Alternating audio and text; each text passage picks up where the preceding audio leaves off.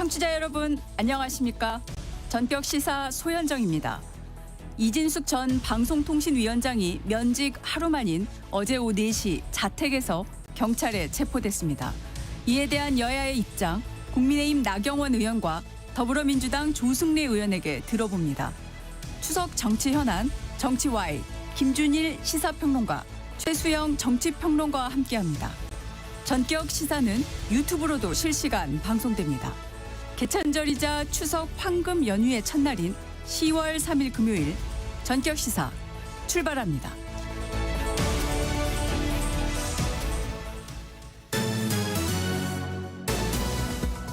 뉴스 브리핑 시작합니다. KBS 허효진 기자, 안녕하세요. 안녕하세요. 네, 추석 연휴를 앞두고 어제 지난달 소비자 물가지수가 발표됐는데 한 달 만에 다시 2%로 올라섰는데 역시 추석상 차림 때문일까요? 네, 맞습니다. 추석을 앞두고 이제 추석상에 올릴 돼지고기나 사과, 배 같은 성수품들 많이들 구매하시잖아요. 자연히 수요가 늘면서 식품 물가가 오른 게 영향을 미쳤습니다. 말씀하신 대로 지난 8월에는 1.7%를 기록한 소비자 물가가 한 달 만에 다시 2.1%로 올라섰습니다. 구체적으로 보면 빵과 커피 같은 가공식품 물가가 1년 전보다 4.2% 뛰며 물가를 끌어올렸고, 축산물과 수산물도 각각 5.4%, 6.4% 오르며 물가 상승세를 이끌었습니다. 특히 달걀은 9.2% 올라서 지난 2022년 1월 이후 최대폭으로 상승을 했습니다. 네. 추석을 앞두고는 늘 이제 식품 물가가 좀 전체 소비자 물가를 웃도는데요. 이 폭염과 폭우 등 여름철 기후 영향이 농축수산물 생산에 여파를 미치고 또 여기다가 이제 추석 수요가 더해지기 때문입니다. 네. 구윤철 부총리는 추석 민생 안정 대책 등으로 농축수산물 가격 오름세는 둔화했지만 가공식품 가격이 여전히 높고 또 SKT 해킹 사태에 따른 통신요금 할인 종료로 이 소비자 물가가 올랐다고 설명을 했습니다. 네. 이 구 부총리는 또 장바구니 물가를 최우선으로 관리하겠다면서 성수품 공급과 할인 지원 등 추석 민생 대책을 차질 없이 마무리하겠다고 덧붙였습니다. 이 식료품 물가 상승 원인에 대한 심층 분석에도 정부는 착수했습니다. 네. 이렇게 소비자 물가지수 상승을 두고 국민의힘에선 정부 책임론을 강조했죠. 네, 그렇습니다. 장동혁 국민의힘 대표가 어제 기자간담회를 열었는데요. 이 자리에서 명절 장바구니에 담길 품목에 대해 정부가 공급 탄력성 대책을 세우는 건 기본 중의 기본이라면서 제대로 대책을 세우지 않았다고 비판했습니다. 정부의 소비 쿠폰 지급을 놓고도 관세 협상 불안으로 물가가 상승한 측면이 있지만 현금 살포와 확장 재정 탓에 물가가 상승한다, 이렇게 얘기했습니다. 이 추석 명절을 앞두고 식료품 가격 같은 게 오르니까 이 정부가 민생과 밀접한 물가 관리에 실패했다고 규정하고 정부 책임론을 띄운 겁니다. 네. 반면 민주당에서는 추석 밥상 화두로 내란 종식과 사법 개혁을 꺼냈네요. 네, 이 정청래 민주당 당대표는 올 추석은 내란의 먹구름이 점점 걷히고 있고 국정이 안정되고 있다, 이렇게 평가했습니다. 민주당은 또 43조 원 규모의 민생 안정 대책을 가동 중이라면서 앞으로도 민생과 내란 청산 과제에 집중하겠다고 밝혔습니다.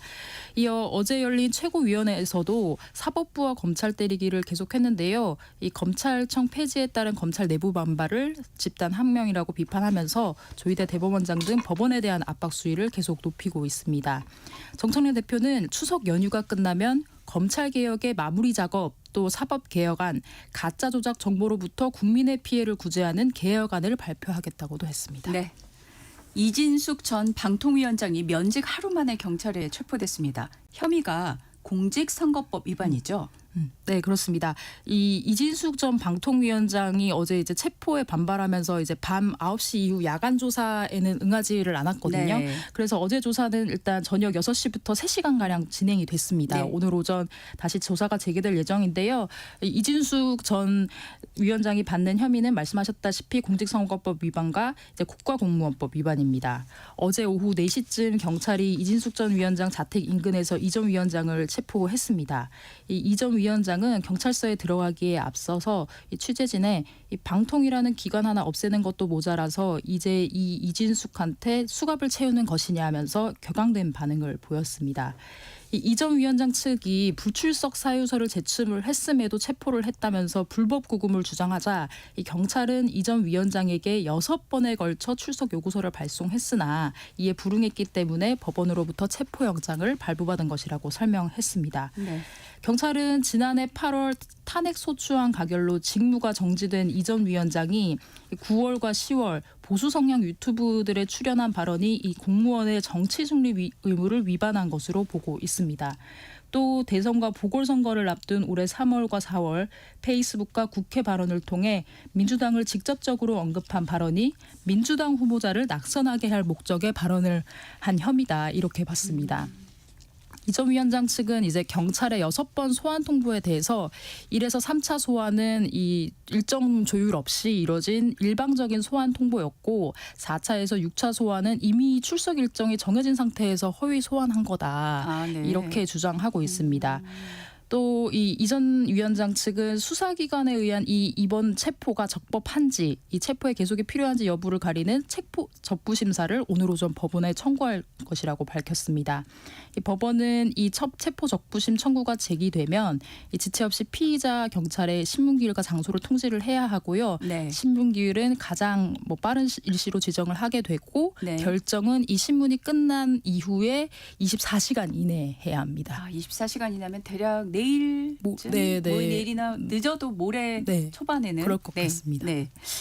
이 전 위원장 체포를 놓고 양당 반응 당연히 극명하게 갈리죠. 네, 그렇습니다. 김장겸 조배숙 의원은 곧바로 이제 영등포 경찰서를 항의 방문하기도 했는데요. 장동혁 대표는 국회에서 긴급 기자회견을 열고 이 한가위를 앞두고 이재명 정권이 벌이는 야만 정치다 이렇게 말했고 경찰을 향해서는 직권남용에 대한 법적 책임을 묻겠다고 했습니다. 민주당은 즉각 환영 입장을 내고 이 전 위원장이 그동안 공직자로서 본분을 망각했다. 망언을 일삼은 데 따른 사필 규정이라고 했습니다. 신속하고 철저한 진상규명도 촉구했습니다. 네. 마지막 소식이 될 것 같은데 오늘부터 우리 증시가 긴 휴장에 들어가는데 어제 코스피가 마지막 종가가 3,549.21 사상 처음으로 3,500을 뚫었어요. 네, 맞습니다. 3,400선을 넘은 지 보름 만의 일이거든요. 장 초반부터 급등세를 보이더니 하루 새 2.7% 급등했습니다. 외국인 투자자가 3조 원 넘게 사들인 게 주요했습니다. 금리 인하 기대감이 커지면서 뉴욕 증시가 강세로 마감한 데다가 결정적으로는 삼성과 SK그룹의 스타게이트 참여를 공식화한 게 가장 큰 호재로 작용했습니다. 스타게이트는 샘 올트먼의 오픈 AI의 초대형 AI 인프라 프로젝트인데요. 그래서 삼성전자는 장중 9만 원을 넘기도 했고 SK 하이닉스는 사상 처음으로 40만 원대까지 오르기도 했습니다. 평소 연휴를 앞두고는 차익을 실현하려는 매도세가 강한데 이번에는 긴 휴장을 앞두고도 단기적으로 급등을 했기 때문에 조정 가능성이 있다는 조심스러운 목소리도 나옵니다. 네. 오늘 여기까지 듣겠습니다. 뉴스브리핑 KBS 허여진 기자였습니다. 고맙습니다. 감사합니다. 전격 시사 듣고 계신 지금 시각이 7시 13분입니다. 이어서 교통정보 전해드립니다.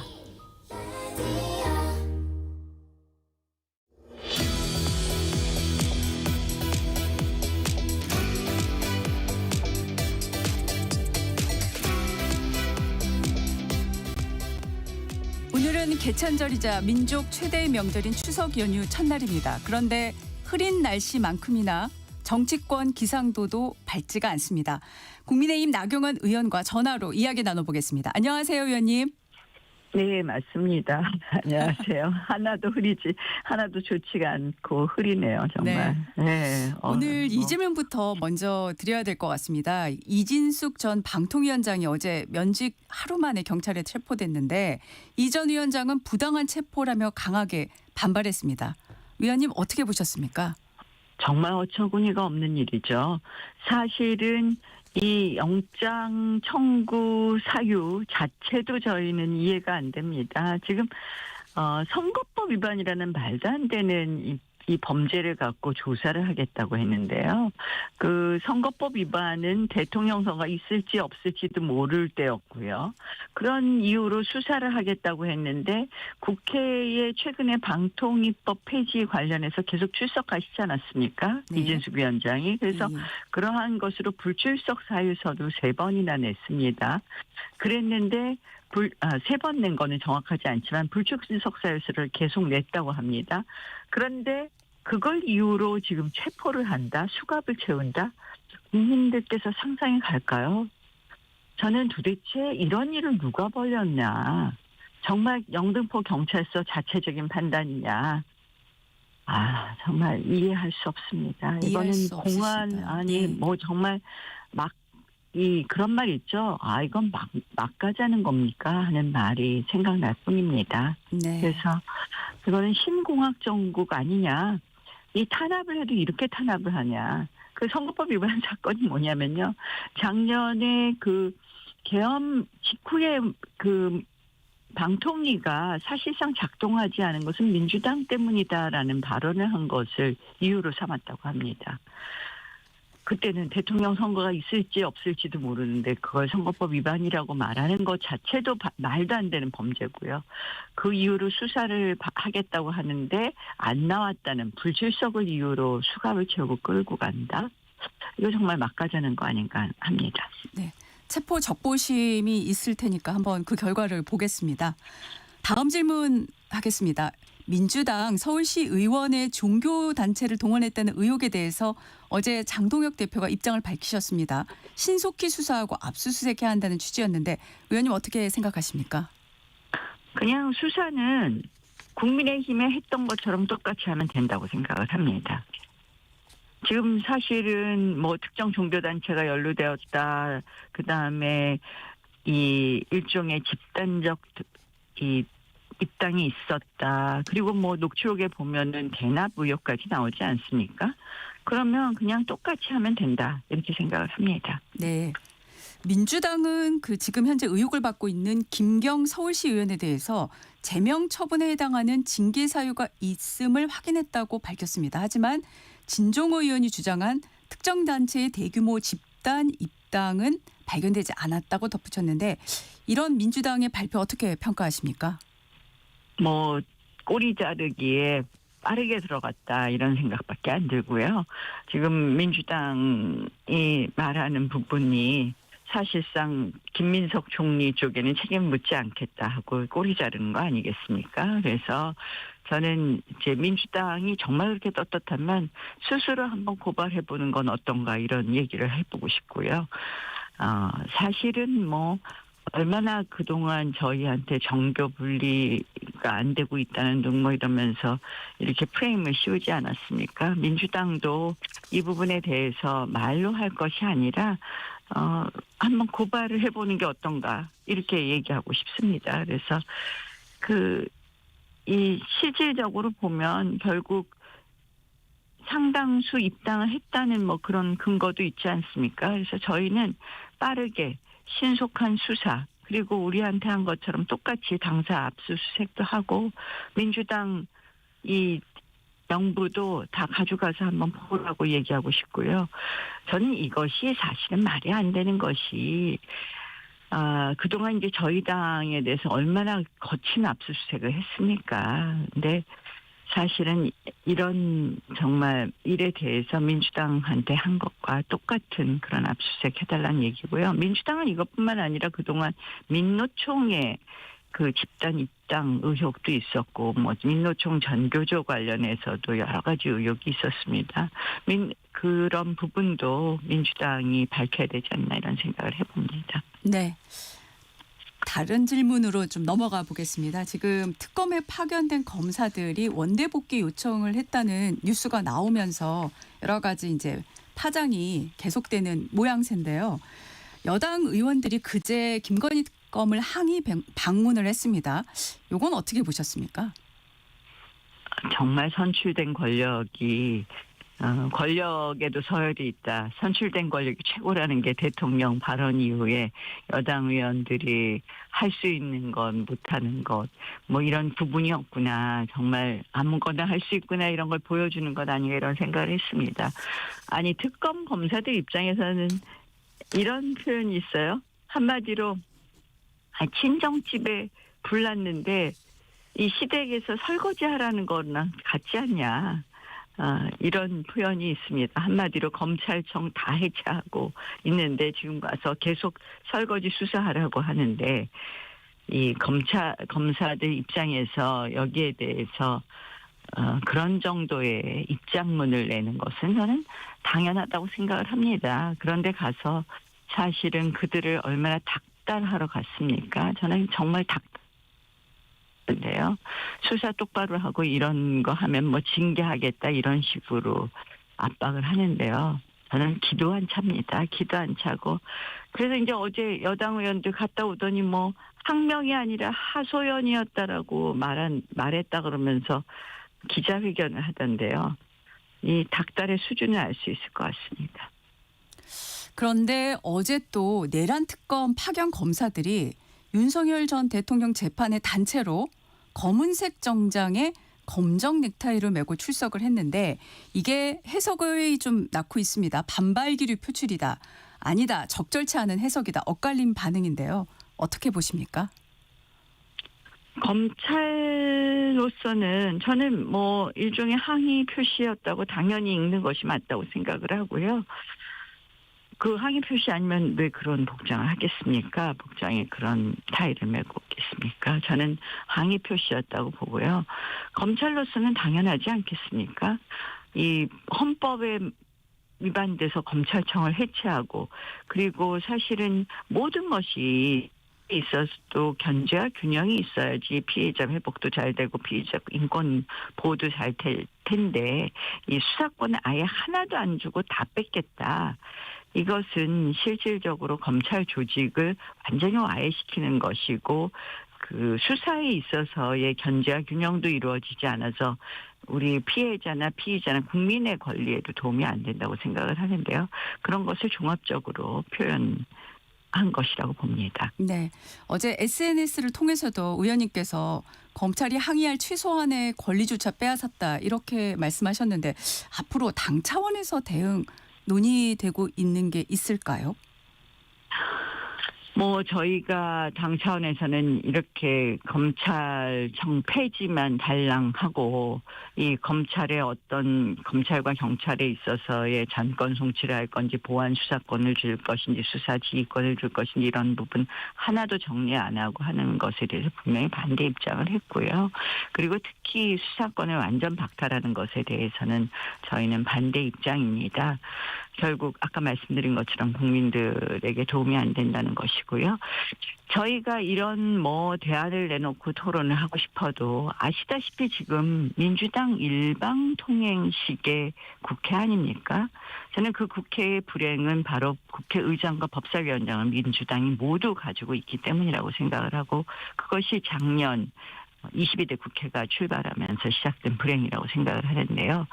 저희 당에서 저희 국회에서 할 수 있는 유일한 수단 지금 남아있는 게 필리버스터입니다. 필리버스터라는 것은 법안 하나당 24시간의 토론을 할 수 있는 건데요. 이러한 것을 어떤 법이든지 적용함으로써 저희로서는 이 국회를 정상화하고 법사위원장을 가져오는 것부터 시작해야 되는 것 아닌가. 적어도 저희가 법사위원장이라도 가지고 있으면 이런 법안에 대한 이런 논의를 시작하지 않을까 이렇게 생각을 합니다. 그래서 저희는 국회 정상화가 당 차원의 하나의 큰 방향이다. 그를 위해서는 뭐 어떠한 법이든 필리버스터를 통해서 이 법안 진행 속도가 늦게 되면 민주당으로서는 이제 저희에게 여러 가지 국회 정상화를 위한 저희의 요구, 가장 큰 요구인 법사위원장의 반환을 해주지 않을까 이렇게 생각하고 있습니다. 네. 법사위 얘기로 자연스럽게 넘어갈 수밖에 없는데 아직 야당 간사도 서임이 안 됐습니다. 네. 언제까지 이 상황이 계속될까요? 아마 끝까지 안 해주려고 그러는 것 같습니다. 이런 정말 무법천지가 있나 합니다.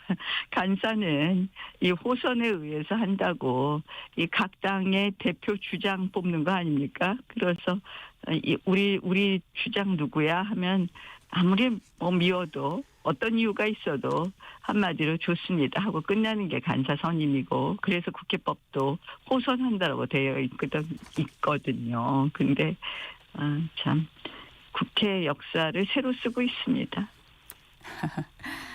지금 말씀하신 대로 추미애 법사위원장을 비롯해서 더불어민주당에서는 계속 반대를 하고 있는데 지금 국민의힘에서는 혹시 다른 분께 야당 간사를 맡기는 방안 검토되고 있을까요? 검토하고 있지 않고요. 사실은 이 간사와 대충 국회법에 보면 위원장은 간사와 협의하여 이런 말이 있습니다. 물론 합의는 아니지만 협의라는 것은 서로 논의하고 가급적 의견을 맞춰서 한다 해서 대부분의 상임위는 간사들끼리 이런 협의를 통해서 양보할 거 양보하고 받을 거 받는데요. 워낙 지금 민주당이 국회를 대하는 태도가 이 본인들이 절대 권력자인 것처럼 하고 있습니다. 그래서 어떻게 보면 간사가 있나 없나 비슷한 형태로 움직여지지 않을까 이렇게 생각을 합니다. 예컨대 어느 날 무슨 안건을 올리려면 여야가 합의를 하고 협의를 한 후에 우리 이거 올린다 하고 적어도 그 얘기는 하고 그 얘기를 하고 우리는 안 된다 하면 이런 실갱이가 있고 그래서 합의가 안 될 경우에는 이런 부분에 대해서 좀 미루고 이런 절차가 예전에 국회가 있었는데요. 지금은 회의 중에도 갑자기 안건 돌리고 올리겠다 그러고요. 그게 이제 지난번에 대법원장 청문회였고요.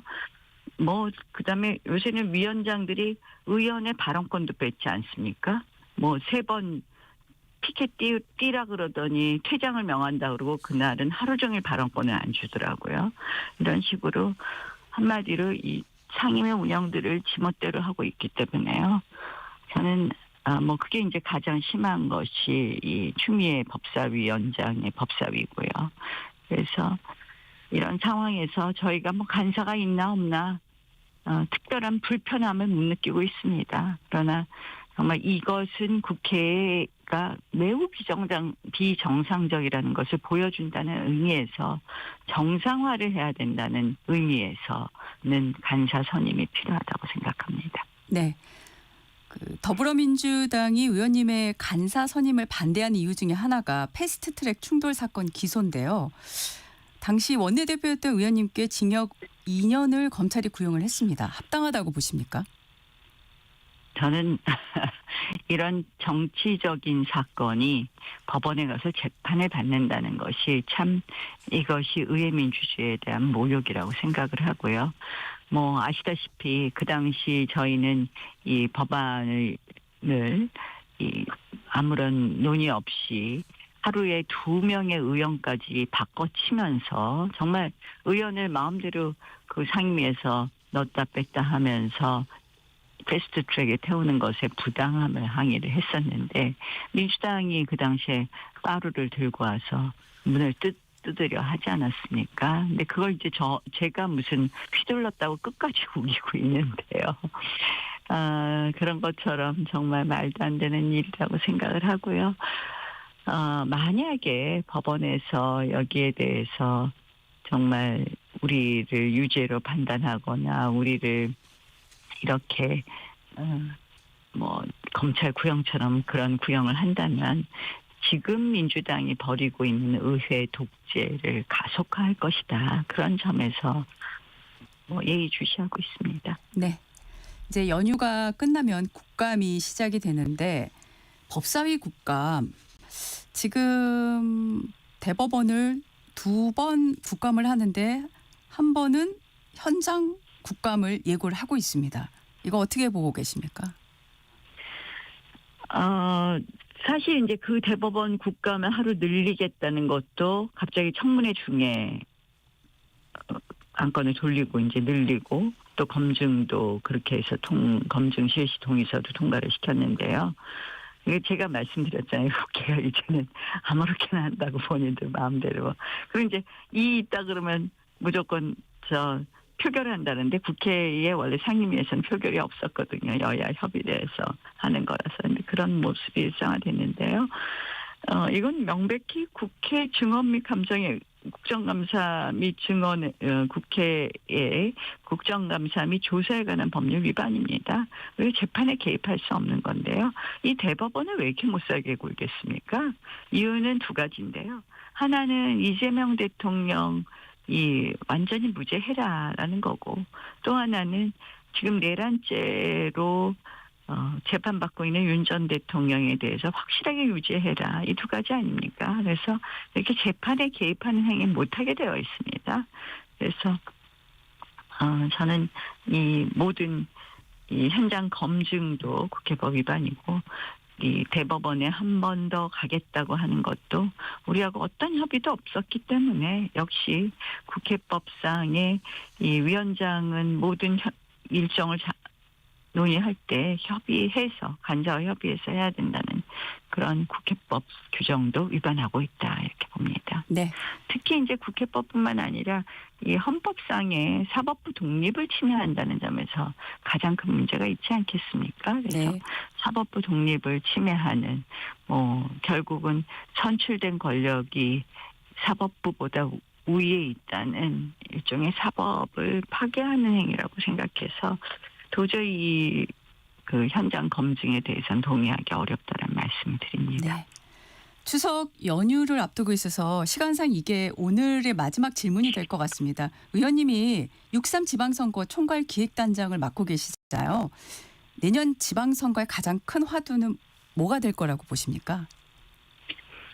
결국 이제 저희는 여러 가지 이제 선거에 이기기 위한 지금 이제 논의를 해야 될 텐데요. 결국은 내년 지방선거쯤 되면 이재명 정부 1년에 대한 평가가 되지 않겠습니까? 결국 정권 심판의 선거가 될 거라고 생각을 하는데요. 지금 굉장히 경제가 어렵기 때문에 이런 부분이 가장 큰 국민들 마음을 결정하는 데 중요한 요소가 되지 않을까 이렇게 생각을 하고, 두 번째는 지금 민주당이 벌이고 있는 여러 가지 민주주의를 파괴하는 행태, 검찰을 해체하고 대법원을 흔들고 이런 부분에 대해서 국민들께서 이건 좀 심하지 않는가 하는 생각을 조금씩 이제 하시게 되겠다고 생각을 합니다. 네. 그리고 그런 제도로 인한 피해에 대해서 생각하시면서 대한민국 민주주의의 파괴에 대한 생각도 같이 하실 거라고 생각합니다. 네. 오늘 말씀 감사합니다. 지금까지 나경원 의원과 함께했습니다. 지금 시각 7시 32분입니다. 잠시 후 교통정보로 이어집니다. 네, 이 시각 교통정보입니다. 연휴가 시작되는 첫날 아침입니다. 대부분의 주요 고속도로 조금씩은 차이가 있지만 정오 무렵까지 귀성정체가 절정을 보이겠습니다. 지금 서해안 고속도로 목포 쪽 가장 긴 구간에서 정체인데요. 먼저 금천 나들목에서는 현재는 수월하고요. 서서울 요금소에서 바란까지 28km 구간 정체입니다. 좀 더 지나 서평택에서 포승분기점까지 3km가량 밀리고요. 더 가서는 전북 부안에서 빗길 사고가 나서 주의를 하셔야겠습니다. 경부고속도로 부산 방향 오산에서 남사까지 밀리고요. 이후에는 충청권입니다. 북천 안에서 천안, 다시 천안 분기점에서 목천 사이에 교통량 늘었고요. 옥산 휴게소에서 청주 분기점까지는 13km 구간 길게 정체가 되고 있습니다. 대전터널에서 비룡분기점까지도 제속도 못 내고요. 남부권은 경산 진출로에서 사고가 났으니까 주의하시기 바랍니다. 논산 천안고속도로는 논산 쪽으로 풍새 요금소에서 정안 나들목까지 16km 구간 밀리고 있습니다. KBS 교통정보센터에서 임초희였습니다. 대한민국 중심 채널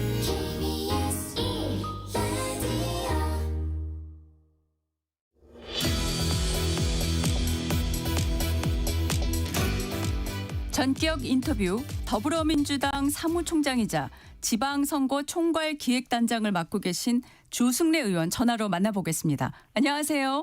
예, 안녕하세요. 더불어민주당 사무총장 조승래 국회의원입니다. 네. 먼저 이 질문부터 드리겠습니다. 예, 이진숙 전 방통위원장이 면직 하루 만에 경찰에 체포됐는데요. 민주당에서는 사필 규정이라면서 철저한 수사를 촉구한 반면에 이 전 위원장은 굉장히 격앙된 반응을 보이고 있습니다. 국민의힘은 야만적인 정치다 이렇게 비난하고 있는데요. 어떻게 보십니까? 예, 그 이인숙 위원장은 본인이 했던 여러 가지 혐의들에 대해서 철저하게 조사를 받아야 할 것입니다. 이렇게 답을 하겠습니다. 네. 지금 지역에 계시죠? 예, 그렇습니다. 네. 어제 오후에 내려왔습니다. 네. 현장에서 추석 민심 듣고 계실 텐데 어떻습니까? 예, 이제 아무래도 지금 이재명 민주당 정부가 이제 출범하고 나서 첫 번째 맞는 명절 아니겠습니까?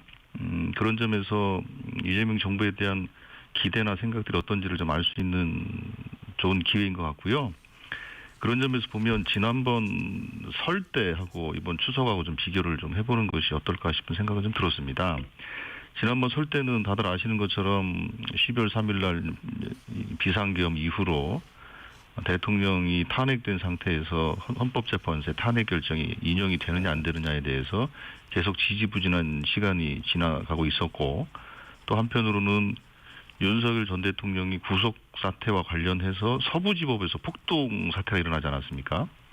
하여튼 이런 상황 속에서 상당히 불안한 마음 가지고 명절을 보냈다면 이번 명절은 그런 불안이 완전히 가시진 않았습니다만 그래도 새로운 정부가 출범하면서 좀 나아지겠다라는 그런 기대를 가지고도 지켜보고 있는 것 같고요. 네. 특별히 최근에 이재명 대통령께서 유엔 가서 이러저렇게 연설을 하면서 국제사회에 민주 대한민국이 복귀했다는 신고를 하는 모습, 그리고 블랙록 등과 함께 투자 유치에 대한 MOU를 체결하는 거, 그리고 추석 연휴 직전에 국군의 날 행사라든지 아니면 샘 알트먼을 만나서 AI 관련된 투자를 이끌어내는 등 점점 좀 기대도 좀 커지고 있는 것 같고요. 특별히 그 어제 장이 마감되면서 3,540이 넘어 3,500을 돌파하는 이제 초유의 상황이 벌어지고 있어서 이런 것들이 좀 기대를 갖게 하는 것 같습니다. 그러나 여전히 지난 정부에서 노정됐던 여러 가지 어려움들이 있기 때문에 네. 그 어려움으로 인한 것들은 여전히 존재하는 것이고,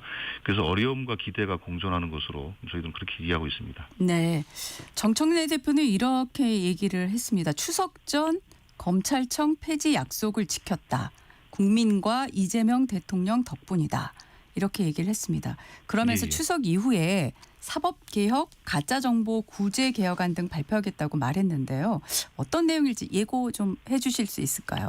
예, 일단은 검찰청 폐지 약속은 지켜졌고 정부조직법이 통과되면서 이제 국무회의 9월 30일 날 국무회의를 통과했고 해서 1년 정도의 유예 기간을 거쳐서 검찰청 폐지하는 것으로 확정이 됐고요.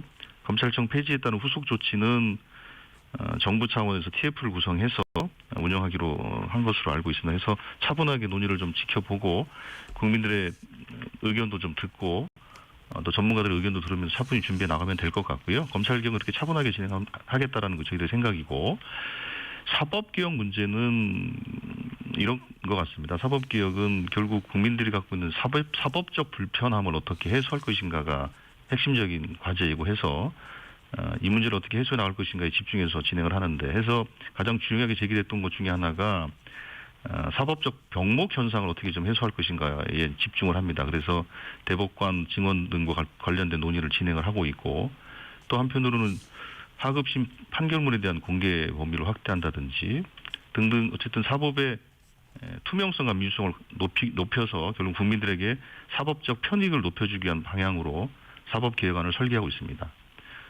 그리고 언론과 관련해서 뭐 정확히 하면 언론개혁법이라기보다는 언론중재법은 이번에 처리하지 않기로 했고요. 다들 아시는 것처럼 뭐 역대 정부가 다 가짜 조작 정보 혹은 허위 조작 정보로 인한 폐해가 너무 크다 이런 지적들이 있어왔고 해서 이 문제에 대해서 정리하는 형태의 개혁안을 준비하고 있고요. 전자통신망법에 가짜 조작 정보에 대한 피해를 구제하는 내용으로 준비를 좀 하고 있고, 특히 이제 대규모 온라인 플랫폼에 대한 사회적 책임을 부과하는 그 책임의 형태가 징벌적 손해배상이나 이런 것들을 좀 도입하는 것이고요.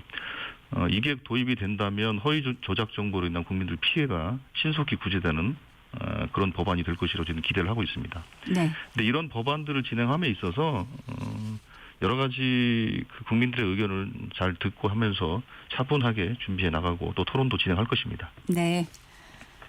국민의힘 장동혁 대표가 어제 회견을 통해서 이재명 정부는 산불 정부다 이렇게 얘기를 했습니다. 그러면서 장외투쟁을 통해서 정부와 여당 지지율 하락이란 소기의 목적을 얻었다 이렇게 말했는데 어떻게 생각하십니까? 장외투쟁으로 지지율 하락의 소기의 목적을 얻었다.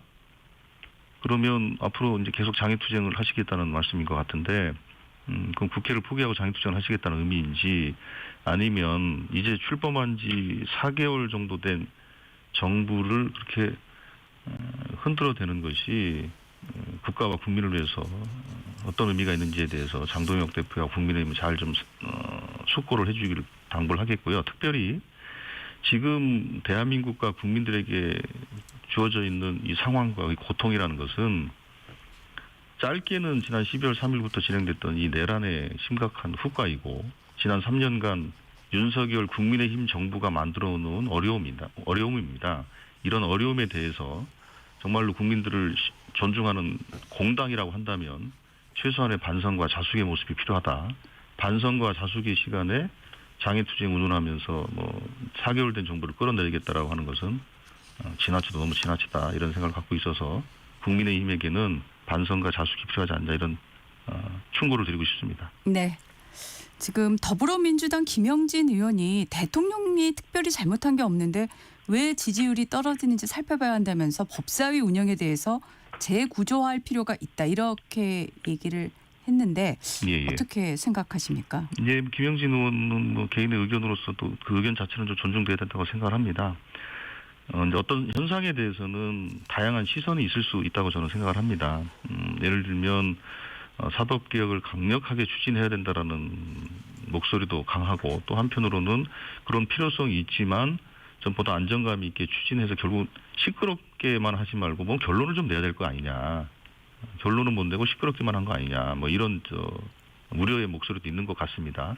김영진 의원의 목소리는 시끄럽기만 하고 결론을 못 내는 것이 아니냐라는 그런 우려의 목소리를 전달한 것으로 이해하고 있고 확실하게 사법개혁을 추진하되 국민들이 신뢰할 수 있는 방향으로 추진하는 것에 대해서 저희들이 고민하고 있습니다. 네. 그 추석 연휴가 끝나고 시작되는 국정감사 이번 국정감사는 어떻게 끌고 갈지 어떤 전략이실까요? 아무래도 이번 국정감사는 이제 출범한 4개월짜리 이재명 정부에 대한 국정감사라기보다는 지난 3년간 윤석열 국민의힘 정부의 여러 가지 정책적 정치적 난맥상에 대해서 또 실정에 대해서 그리고 그로 인한 대한민국과 국민의 고통이 어느 정도인지를 좀 확인하고 드러내는 이제 그런 국감이 될 것이고요. 이걸 통해서 단순하게 지적하는 것뿐만 아니라 현재 우리가 처해 있는 위치가 정확히 어떤지를 국민들과 함께 확인하면서 이 어려움을 어떻게 해결하고 극복해 나가야 될 것인지와 관련된 정책적인 제안까지 함께 모색하는 그런 국감이 될 것입니다. 네. 지금 국감 중에서 가장 또 주목을 받을 국감이 대법원에 대한 법사위 국감일 텐데요. 지금 조희대 대법원장이나 지규현 판사 등이 지난 청문회에서도 나오지 않았는데 이번엔 어떻게 예상하십니까? 예, 이건 예상의 영역이 아니라 반드시 출석해야 된다고 저는 생각합니다. 국회 출석 의무를 대법원장도 국회 출석 요구를 하면 출석하도록 돼 있습니다. 그렇기 때문에 대법원장은 그 법 위에 있는 특권적 존재가 아닙니다.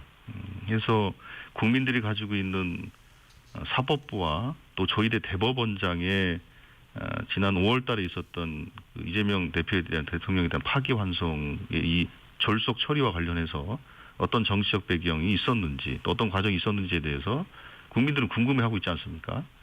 또 한편으로는 사법개혁 안에 대해서도 사법부 수장으로서도 의견을 더 밝힐 수 있다고 생각합니다. 국민들이 나와서 말씀하실 것을 저는 요청한다고 생각하니 대법원장께서는 국민의 요청을 좀 수용해야 된다고 생각합니다. 네. 혹시라도 이번에 불출석하면 고발 조치하게 될까요? 글쎄 그거는 그 상황을 좀 지켜보면서 해야겠죠. 그러나 어쨌든 국회 입법부가 가지고 있는 권한 그거는 저는 행사돼야 된다고 생각을 하고요. 사법부가 소위 이제 삼권 분립 또 사법부의 독립을 얘기하는 것처럼 마찬가지로 사법부도 입법부가 가지고 있는 헌법상 권한을 존중하길 바랍니다. 네. 국민의힘에서 제기한 민주당 서울시의원의 종교단체 동원 의혹 관련된 시의원은 탈당을 했고요. 이 부당하다라고 주장을 했습니다. 어제 여당에서는 해당 시의원이 제명 사유에 해당된다고 밝혔는데 어떻게 된 걸까요? 예, 이 부분은 크게 이제 두 가지가 좀 섞여 있는 것 같은데요. 진정호 의원과 국민의힘에서 종교단체와 연루된 조직적 입당 정황이 있다라고 이제 공격을 했는데 그 부분에 대해서는 저희들이 확인해 본 결과 사실과 현재까지는 사실과 좀 다른 것이 아니냐라는 조사가 좀 돼 있고요. 두 번째로는 이 김경 전 시의원이라는 분이 아마도 영등포 구청장을 준비했던 것 같고 그 과정 속에서 입당하고 혹은 이제 당원들의 이 당적지를 옮기는 그 전적이라고 하는데 전적하는 과정 속에서 여러 가지 위법 사항들이 확인이 됐습니다. 그래서 이분이 탈당을 했지만 그럼에도 불구하고 탈당자에 대해서도 제명에 준하는 조치를 결정을 하게 되면 향후에 복당 조치 등을 할 때 불가능한 것으로 그렇게 해놨고요. 이 모든 과정들은 처음에 진정호 의원이 의혹 제기를 했을 때 정청래 대표가 윤리감찰단과 서울시당에 철저한 조사를 지시해서 저희들이 조사한 결과로 그렇게 조치했다는 말씀을 드리겠고요. 한편으로 종교단체와 관련해서는 그 해당 종교단체로 지목됐던 그 종교단체에서 사실과 다르다라는 것에 대해서 명확하게 기자회견을 통해 입장을 밝혔고 그 부분에 대해서 사법적 조치를 취하겠다라고 얘기하는 상황이라고 저희들은 알고 있습니다. 네. 그럼에도 국민의힘에서는 이게 사전선거 운동을 했다는 정황으로 보인다. 사실이라면 대한민국을 뒤흔드는 위험한 상황이다.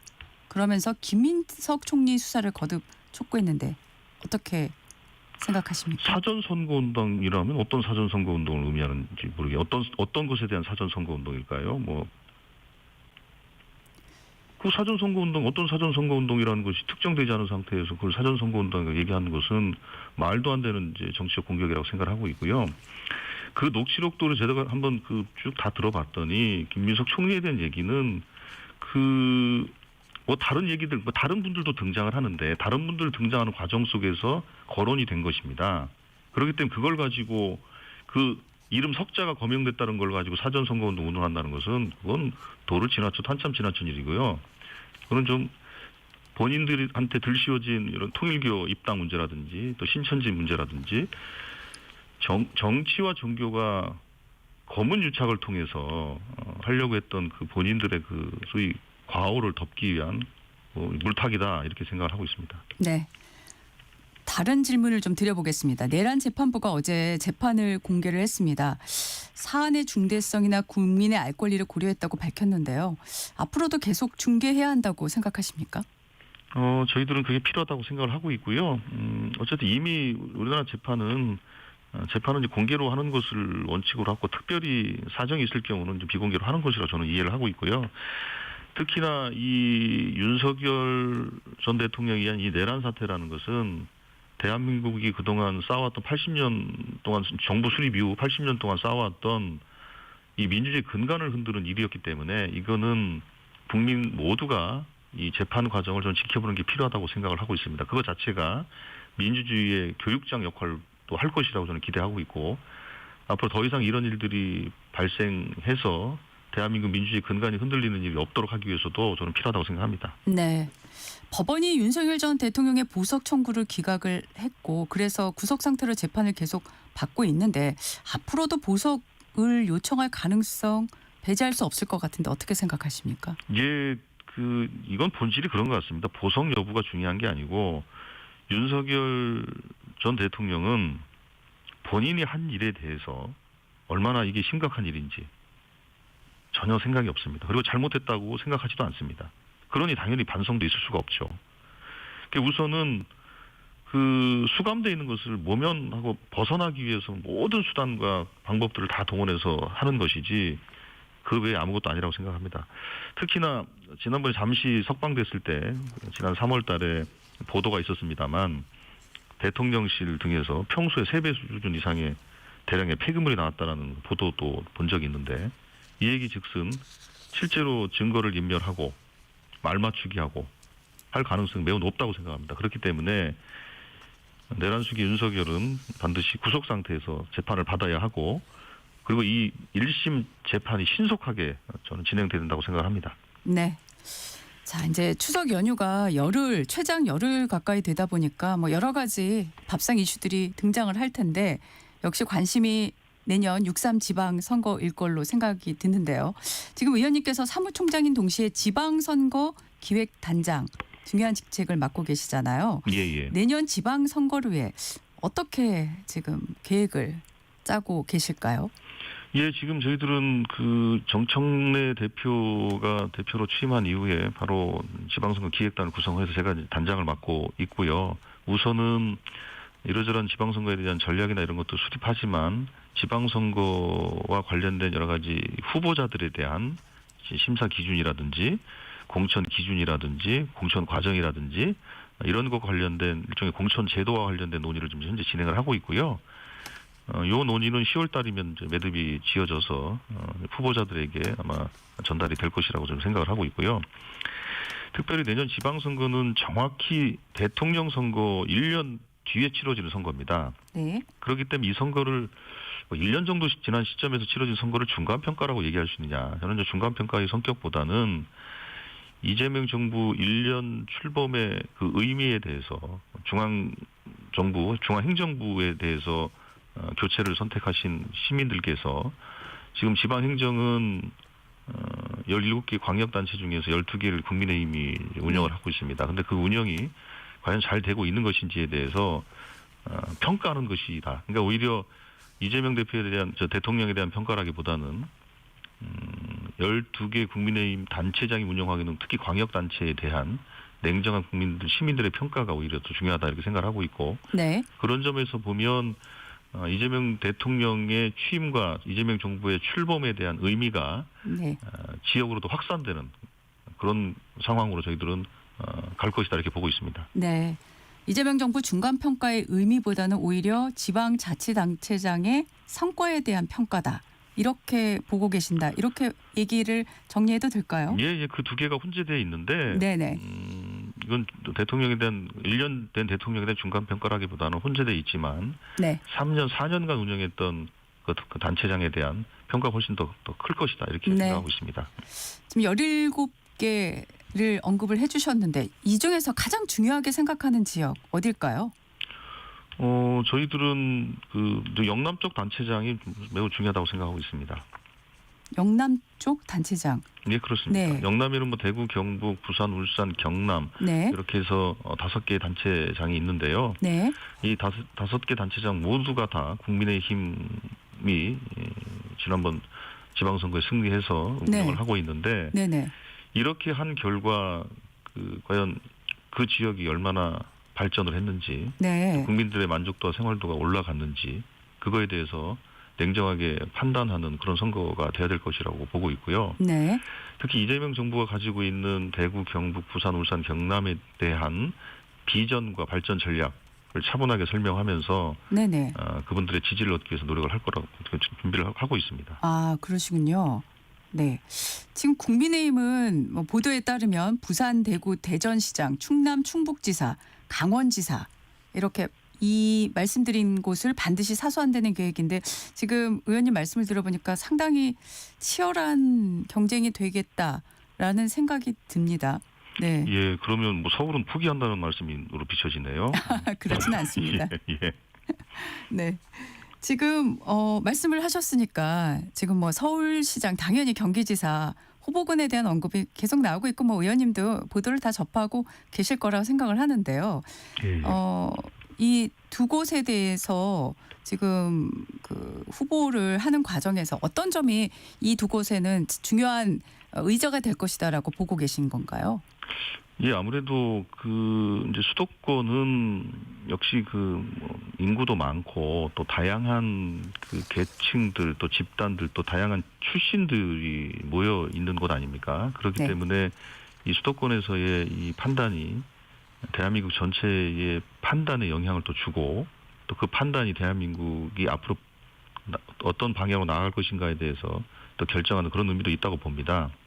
그런 점에서 보면 현재 대한민국이 처해 있는 이 위기의 본질이 무엇이고 이 본질을 극복하기 위해서 이재명 정부가 선택한 그 계획들이 안정감 있게 추진되기 위해서 가장 큰 단체장인 경기와 서울시장은 당연히 여당에서 운영하는 것이 국가를 위해서 필요하다 이런 저희들은 생각을 가지고 있고요. 그런 생각을 차분하게 서울 시민 경기도민들에게 또 이 국민들에게 차분하게 좀 설명해 나가겠다는 말씀드리겠고요. 우리가 전통적으로 선거를 치를 때 전국 선거는 보통 이제 이 충청권이나 수도권에서 가장 치열하게 격전이 벌어질 것이다라고 예측들을 많이 하지만 저는 그 예측이 이번에는 영남권에서 제일 치열하게 이루어질 것이라고 저는 생각을 하고 있습니다. 네. 대전시장 후보군에 의원님도 거론되고 있던데요. 예. 예, 두 번 권유도 많을 것 같은데 어떻게 듣고 계실까요? 예, 뭐 부족한 사람에게 그 대전시장을 할 수 있는 뭐 나름대로 뭐 그 정도 깜과 자격은 된다라고 인정해 주셔서 감사할 뿐이고요. 그러나 지금 저는 지방선거를 기획하고 하는 역할을 하고 있는데 마치 정청래 대표가 지방선거의 감독이라면 저는 코치 역할을 하고 있는 거거든요. 네. 그럼 뭐 플레잉 코치가 허용되면 모를까. 네. 예, 그렇게 답을 하겠습니다. 알겠습니다. 예. 네, 지금까지 조승래 더불어민주당 사무총장과 말씀 나눠봤습니다. 고맙습니다. 예, 감사합니다. 전격 시사 잠시 후 정치 Y로 돌아옵니다. 김준일 시사평론가, 최수영 정치평론가와 함께합니다.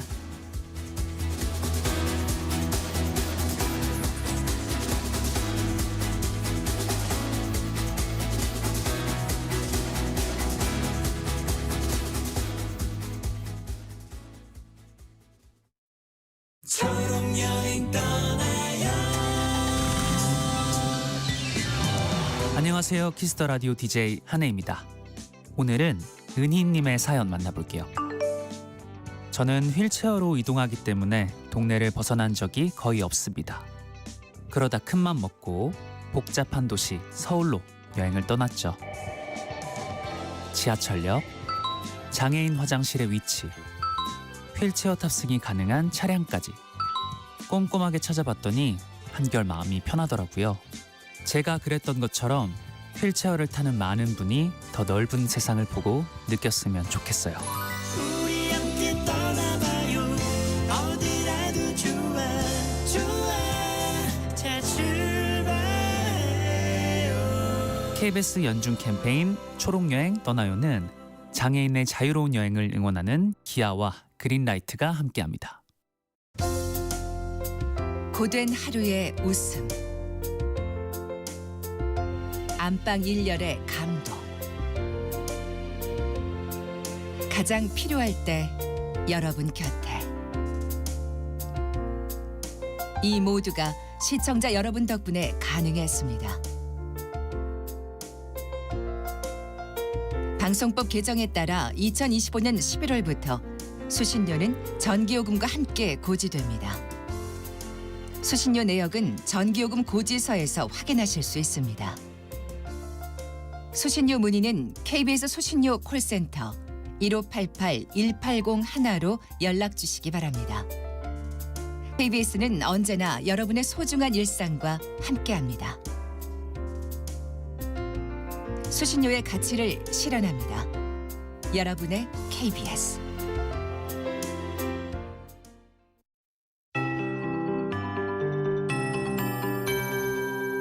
KBS 58분 날씨. 오늘은 전국 대부분 지역에 비가 내리는 개천절이자 긴 추석 연휴 시작이 되겠습니다. 특히 전남 해안과 제주에 돌풍, 천둥, 번개를 동반해 강하고 많은 비가 오겠습니다. 수도권과 강원 영서는 오늘 5mm 미만의 비가 내린 뒤 먼저 비가 그치고 내일까지 비 예보가 있는 강원 영동, 충청권 5에서 40, 남부지방과 제주 30에서 80, 많은 곳 전라권이 100mm 이상, 제주는 많은 곳 120mm 이상, 제주 산지 150mm 이상이 예보돼 있습니다. 모레까지 대부분 해상의 물결도 높겠습니다. 모레 일요일도 전국이 흐리고 오전부터 밤사이 중부지방과 경북에 곳에 따라 5mm 미만의 비가 오겠습니다. 내일과 모레 이틀간은 소강 상태를 보이는 곳이 많겠고요. 추석 당일인 월요일과 화요일 사이에도 중부지방 중심으로 비가 오겠습니다. 오늘 아침 대부분 서늘합니다. 아침 기온 당분간 평년보다 높겠지만 낮 기온은 평년과 비슷하거나 조금 높겠고요. 오늘은 전국적으로 비 예보가 있기 때문에 대부분 낮 최고 기온이 어제보다 2도에서 6도 낮겠습니다. 서울 23도, 세종, 대전, 대구 21, 광주, 부산 22, 강릉 24도로 대부분 선선하거나 서늘한데 서귀포와 이어도는 29도까지 올라서 비가 와도 제주 권역은 덥겠습니다. 지금 서울 기온 19.8도입니다. 최영우였습니다.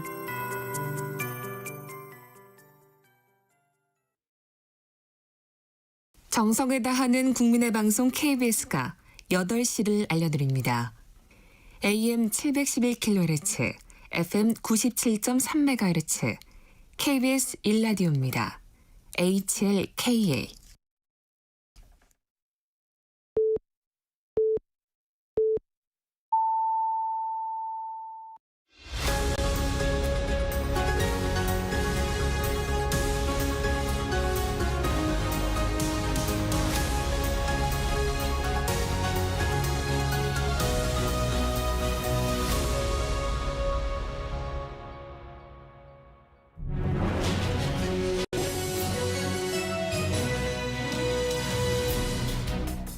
한 주간의 정치 이슈 속 궁금증을 풀어보는 시간입니다.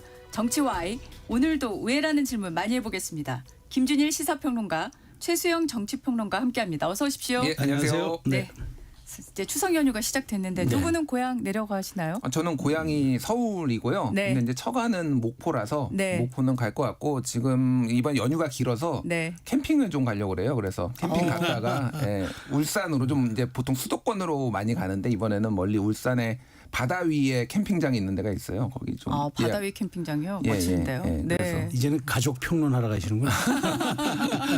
네, 최수영 평론가께서는 저는 뭐 고향이 강원도인데 네. 그래서 이제 오늘 요 방송 마치면은 네. 출발할 예정입니다. 네네. 자, 긴 연휴라서 지금 앞서서도 계속 언급을 하는데 추석 민심 밥상에 무슨 음식이 올라갈까 이런 얘기들 많이 할 수밖에 없잖아요. 두 분이 각각 하나씩 꼽아주신다면 어떤 의제들이 화제가 될까요? 네, 이제 전통적으로 추석 밥상머리에 뭐 무슨 현안 뭐 이런 얘기를 하는데 제가 이제 또 어쨌든 경험해본 바로는 요즘은 정치 얘기 안 합니다, 그냥. 아예 안 하시나요? 대부분 피해요, 피해요, 진짜로. 웬만하면은, 진짜로요? 웬만하면 피하는 것 같고. 네. 그냥 뭐 주식 얘기 많이 하지 않을까요, 저는? 주식 얘기. 주식 얘기. 정치 얘기 안 하고 주식 아니면 얘기. 뭐 이제 환율이 아니라 이제 관세 협상 관세 뭐 이런 거 얘기할 것 같아요. 나라 경제가 참 걱정이다, 뭐 이런 얘기. 그래서 두루뭉술하게는 그렇게 네. 얘기하는 게 아마 가족 간의 우애와 그 화합을 위해서 아마 좀 나을 것 같은데 네. 그럼에도 불구하고 네. 정치는 빠질 수가 없어요. 왜냐하면 우리 이제 우리가 흔히 얘기하는 이제 밥상머리 민심이라는 게 일종의 사실 어찌 보면 사회적 네트워크의 기능을 하거든요. 추석이라는 이제 명절이라는 게 이제 우리가 아직도 전통적으로 이게 농경사회 문화긴 하지만 아직 네. 남아 있는데 네네. 근데 이게 이제 약간 장터 민심 그러니까 이게 뭐 사회학 용어라 그러더라고요. 그러니까 네. 장이 서면은 사람들이 모여서 각기같이 모여서 막 이런저런 얘기하다가 한쪽으로 이렇게 의견이 집합되면 그쪽으로 쏠려가는 현상을 장터민심 효과라고 얘기를 한다는데 네. 장터민심 발휘되죠. 왜냐하면 이게 이제 좀 관세라든가 경제 정말 다들 뭐 불편함이 없는 이슈로 처음엔 시작하지만 하다 보면은 종착지가 정치로 귀결되게 돼 있어요. 이게 저수지 논리입니다. 뭐 이게 돼 있어요. 네. 그래서 제가 보기에는 어쨌든 최근까지 있었던 것 중에는 사법개혁이 가장 논란이 될 것 같아요. 왜냐하면 이거는 네. 여야를 떠나서 야당 그러니까 여권 지지층 입장에서는 시원해서 좋다라고 얘기할 테고 네. 야권 지지층 입장에서는 이렇게 가도 되나는 불안감이 있을 테고 이런 점들이 아마 좀 맞부딪히면서 결론은 내지 않지만 심정적으로 어떤 결론들은 좀 내려가지고 다시 상경하지 않을까 그런 생각이 드는데 어쨌든 이번 추석은 길기 때문에 반드시 어떤 식으로든 지역에서의 여론 수렴 효과는 있을 겁니다. 네네. 지금 어제 이제 보통 연휴를 앞두고 당 지도부에서 귀성 인사를 하러 가는데 민주당 쪽에서는 용산역을 갔고 이건 뭐 전통적인 방식인데 국민의힘은 노인복지관을 찾아갔어요. 요게 좀 눈에 띄는 예. 모습이었는데 이거 왜 노인복지관으로 국민의힘은 갔을까요? 차별성이죠. 차별성. 지금 생각해 보세요. 지금 의석수 107석 가지고 되는 게 하나도 없잖아요. 네. 필리버스터 하나 제도권 내에서 할 수 있는 거고 나머지는 네. 기껏해야 장애투쟁밖에 없어요. 그런 상황에서 그럼 이제 그 전통적인 모습 완전히 민주당은 이제 여기 뛰두르고 용산역에서 호남선에 있는 쪽에서 인사하고 계속 반복되게 이제 보수 정당은 이제 서울역에서 이제 뭐 네, 네, 팸플릿 네. 나눠주면서 인사하는데 네. 장동혁 체제는 그렇게 안 가기로 한 것 같아요. 그러면서 오히려 노인회관을 찾아가서 떡을 빚고 떡 맺히고 그다음에 그런 과정을 통해서 말하자면 자기 자신들이 이제 좀 억압받고 있다는 있다는 그런 좀 차별성과 함께 노인이라든가 이런 좀 타겟화를 좀 얘기한 게 아닌가 싶어서 결국에는 저는 이제 그 지금 국민의힘이 기댈 수 있는 거는 뭐 4050 블록은 완전히 유권자 지형이 변해서 저쪽으로 이제 민주당 쪽으로 가버렸으니까 네. 60 중반 이후와 그다음에 이제 2030을 소구해야 될 텐데 아무래도 하나를 선택한다 그러면 아마 저는 60 이후를 선택한 그런 아무래도 당대표와 지도부가 하는데 정치적인 그러니까 동선을 짜는데 정치적인 전략이 없을 수가 없어요. 저는 네. 그런 걸로 보고 아마 그걸 통해서 내년 지선을 앞두고 좀 지지층에 대한 재집결 그다음에 그 전선의 형성 그다음에 이제 자신의 지지층들에 대한 또 하나의 확인 뭐 이런 과정들을 이번 이미지를 통해서 보여준 것이 아닌가 싶어요. 그러니까 뭐 최수영 평론가님이 이제 잘 설명을 해주셨는데 저는 잘 포장해줬다. 제가 그냥 보기에는 거기 딱 나가잖아요. 네. 서울역에 딱 나가면은 네. 이제 귀성객들이 야 내란 정당이 어디에서 지금 무슨 낯짝으로 여기 와서 인사하냐 이런 거 하이라이트 필름 나올 거예요 분명히. 100% 나옵니다. 예. 그거 뭐 딱 좋잖아요. 그러면 언론들이 보도하기 좋잖아요. 막 이렇게 뭐 이렇게 막 화내는 시민들 나오고 그러니까 그거 피한 거예요. 제가 보기엔. 그거 피한 거고 원래 전통적으로 민주당은 용산역으로 갔는데 올해 설에는 이재명 대표 체제 때는 서초구에 있는 고속버스 터미널에 갔어요. 그러니까 이게 전국 정당화 그래서 가끔가다 그렇게 뭐 서울역 가기도 하고 민주당도 그렇고 근데 다시 호남선으로 간 거는 지금 이번에 지방선거 앞두고 지금 호남이 격전지가 될 것 같다 지금. 그러니까 호남 민심을 좀 닫고 지금 뭐 정청래 대표도 호남 특별위원회도 만들고 그러면서 연일 강조하고 있거든요. 네네네. 그런 정무적 판단이 있을 거다. 예. 네. 두 분의 예상대로 갈지 한번 계속 보겠습니다. 네. 어제 경찰이 이진숙 전 방송통신위원장 체포를 했습니다. 일단 두 분 예상하셨어요? 깜짝 놀랐어요. 예. 못했죠 당연히. 예. 굉장히 이례적인 거죠. 이례적이죠. 그러니까 이례적인 게 일단은 이게 이제 말을 한 거 가지고 지금 한 거잖아요. 뭐 유튜브 방송에 나가 가지고 본인이 이제 탄핵됐을 때 이제 뭐 좌파들 얘기들 하면서 이제 보수 유튜브에 나가서 네 군데 나가서 얘기했다라고 해요. 그리고 이제 뭐 페이스북에 올린 글인데 일반적으로 이게 이제 체포가 될 사안인가. 이게 뭐 되게 긴급하게 체포를 해가지고 막 증거 인멸에 있거나 그런 게 아니라 이제 해석의 영역이잖아요. 네. 그러니까 이게 체포할 사안이 아니다라고 볼 수는 있는데 경찰의 얘기를 들어보면 또 약간 수긍되는 면도 있어요. 출석 요구서를 6번에 보냈다라는 거예요. 6번에 보내 8월 10일부터 9월 중순까지. 근데 안 나왔다라는 겁니다. 그럼 경찰 입장에서 우리를 무시하나? 그리고 이게 어쨌든 법원에서 발부를 받은 거잖아요. 법원에서 내고 있죠. 그러니까 당연히. 그쵸. 그러면 법원에서 보기에도 이거는 좀 문제가 있다. 이거는 국가 공권력에 대한 어떤 무시다. 뭐 이렇게 판단했을 거라고 봅니다. 그러니까 이게 정치적으로 고려를 했으면 오히려 체포를 안 했을 것 같다. 추석 밥상머리에 이진숙이 올라가게 생겼다 지금. 그 생각이 들어요. 예. 네. 뭐 그렇죠. 정무적으로 판단하면 하면 안 되는 일이죠. 근데 이 과욕이 부르는 참사라고 보는 게 뭐냐면 지금 네. 법원을 너무 공격하니까 법원도 제가 이런 말씀드리기 좀 조심스럽긴 하지만 법원도 정치적인 시류라든가 여론에 반응하지 않을 수가 없거든요. 법도 우리 사람이 사는 일 속에서 벌어지는 일이니까. 네네.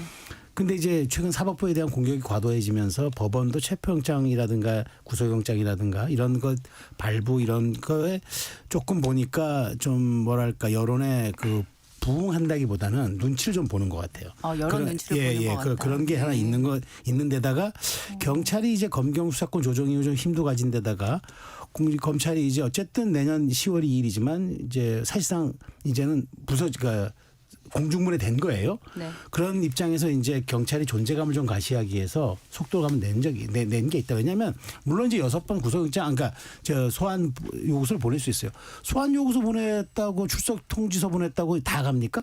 이재명 대통령 대표 시절에 거의 안 갔어요. 마지막 말미에 정기국회나 국회 피해서 살짝 가고 그랬는데 이준석 위원장 같은 경우에는 세 번째 같은 경우는 필리버스터 하는 날, 국회 출석하는 날 못 갔다고 본인이 얘기를 했어요. 네. 이렇게 또. 그러니까 굳이 이렇게 긴급 체포를 해야 할 사유가 되는 것인가. 그리고 이 자체가 공직선거법과 이제 국가공무원법 위반인데 이거는 이미 1년 전에 한 방송이라서 이미 녹취 다 증거가 다 있어요. 아카이브에 딱 저장이 돼 있어서 빼박이에요. 말한 김준일 평론가 말씀하신 대로 해석의 영역만 남은 거고 본인의 진술만 남은 건데 그걸 가지고 집까지 찾아가서 오후 4시에 긴급 체포해서 수갑 채워서 경찰서로 끌고 와야 되나요? 그러니까 저는 이게 좀 오버 액션이라고 생각이 되고 어쨌든 그 지금 경찰이 뭔가 자꾸 지금 여론에서도 경찰의 수사력에 대해서 의문을 제기하고 과연 이게 검찰이 형해화됐을 때 과연 경찰이 이걸 감당할 수 있을까 이런 논란도 있다 보니까 의혹을 보이는 것 같은데 이러다 보면 정치 경찰이라는 또 얘기 듣습니다. 그러니까 제가 보기에 물론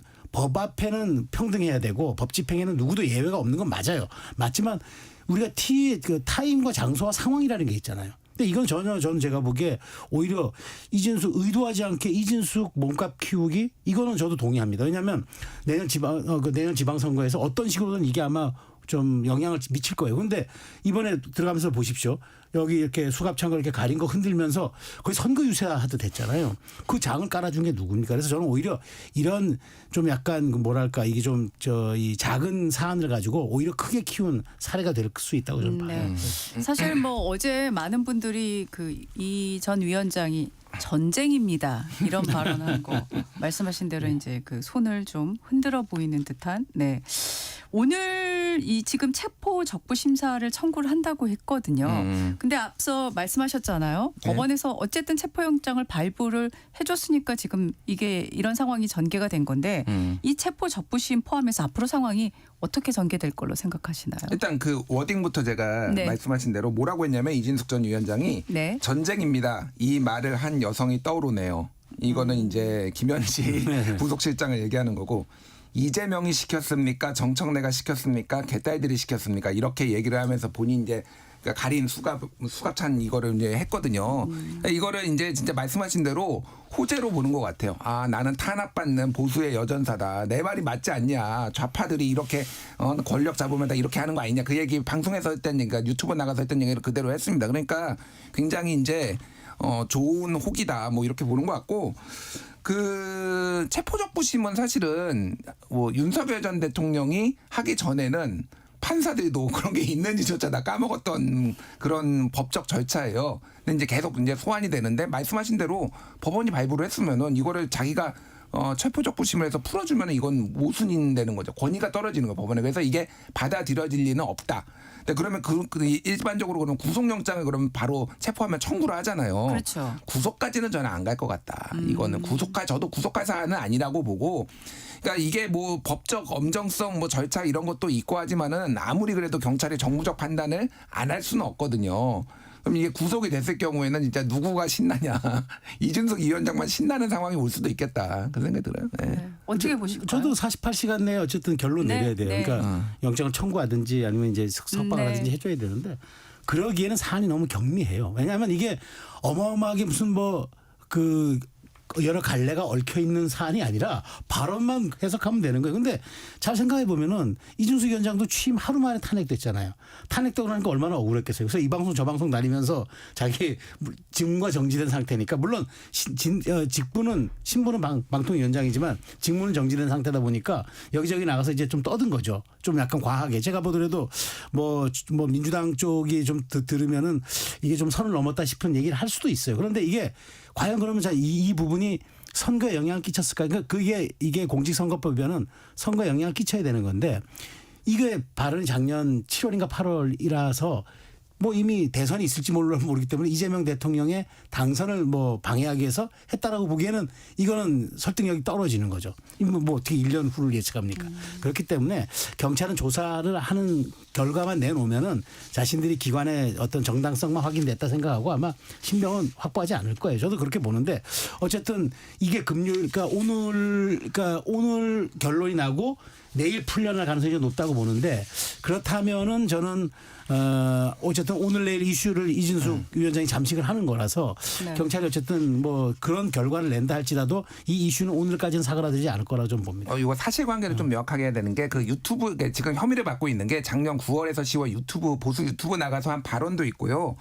올해 3월과 4월에 페이스북에 올린 게 이제 민주당 의원들과 이재명 대표가 직무유기 현행범 뭐 민주당이 저를 탄핵시켰으니까 뭐 이런 얘기들을 한 것도 선거에 영향을 주려고 한 거다라는 혐의니까 작년 9월 그것만 가지고 하는 건 아니다. 예. 네네네. 그 대통령 지지율 얘기로 조금 주제를 바꿔보겠습니다. 이재명 대통령 국정 지지율이 2주 전보다 2%포인트 하락했다는 여론조사가 어제 공개가 됐습니다. 이게 엠브레인 퍼블릭 K스탯 리서치, 코리아 리서치, 한국 리서치가 9월 29일부터 10월 1일까지 18살 이상 1,300명을 대상으로 휴대전화 가상번호를 이용한 전화 면접으로 진행을 했는데 57%였습니다. 여당 지지율도 떨어졌고요. 자, 뭐 추석 연휴 되기 전에 보통 이런 여론조사 많이 하는데 지금 보면 여당 지지율이 올라가지는 못하고 있어요. 약간씩이지만 계속 떨어지고 있고요. 네. 예, 어떻게 보고 계실까요? 우상호 정무수석이 최근에 한겨레 인터뷰했거든요. 예, 굉장히 재밌게 보고 그랬는데 우상호 수석의 화법을 빌리면은 답변하지 않겠습니다. 답변하지 않겠습니다요. 그러니까 네. 거기에 한겨레 기자가 물어봤거든요. 왜 지지율 떨어진다고 보십니까? 그러니까 답변하지 않겠습니다라고 했는데 그 앞에는 당의 얘기를 한참 했어요. 그러니까 지금 뭐 제가 보기엔 솔직히 안 떨어지면 이상해요. 예, 뭐 좋은 게 있나요? 지금? 이제 딱 좋은 거는 하나 정도 있는 것 같아요. 지금 불장이다 지금. 코스피 3,500 찍고 이거 불장인 거 하나 있고 지금 환율도 지금 1,400원 물가도 지금 계속 뛰고 있고 지금 관세 협상 안 되고 있고 뭐 게다가 지금 내부에서는 지금 뭐 조희대 대법원장 탄핵 뭐 이런 얘기 민주당이 추진하면서 약간 이재명 대통령 지지율이 대략 60% 안팎 뭐 55에서 62 정도 나왔던 건데 그러면 보수도 지금 이재명을 지지하는 사람들이 있을 거 아니에요. 그럼 보수 진영에서 보기에는 이거는 마음에 안 드는 거죠. 그러니까 그거는 이제 적극적인 진보 지지층 그러니까 이거 안 떨어지는 게 이상하다 제가 보기에는 예, 그런 것 같아요. 예. 네. 뭐 저는 뭐 안 떨어지면 이상하다는 말은 뭐 정확한 말씀이신 것 같고 저는 추락하는 그것에는 다 이유가 있지 않겠습니까? 다 이유가 있는 거죠. 두 갈래라고 봐요. 사실 이 동반 하락입니다. 이게 이제 그 이른바 동조화 현상, 커플링 현상인데 이제 이게 왜 이런 일이 벌어졌느냐. 이재명 대통령이 실체가 크게 눈에 안 띄는데라고 생각하시는 분들이 많을 거예요. 저도 일정 부분 동의합니다. 이 부분에 대해서는 당의 책임이 더 커요. 그렇지만 왜 동반하락일까?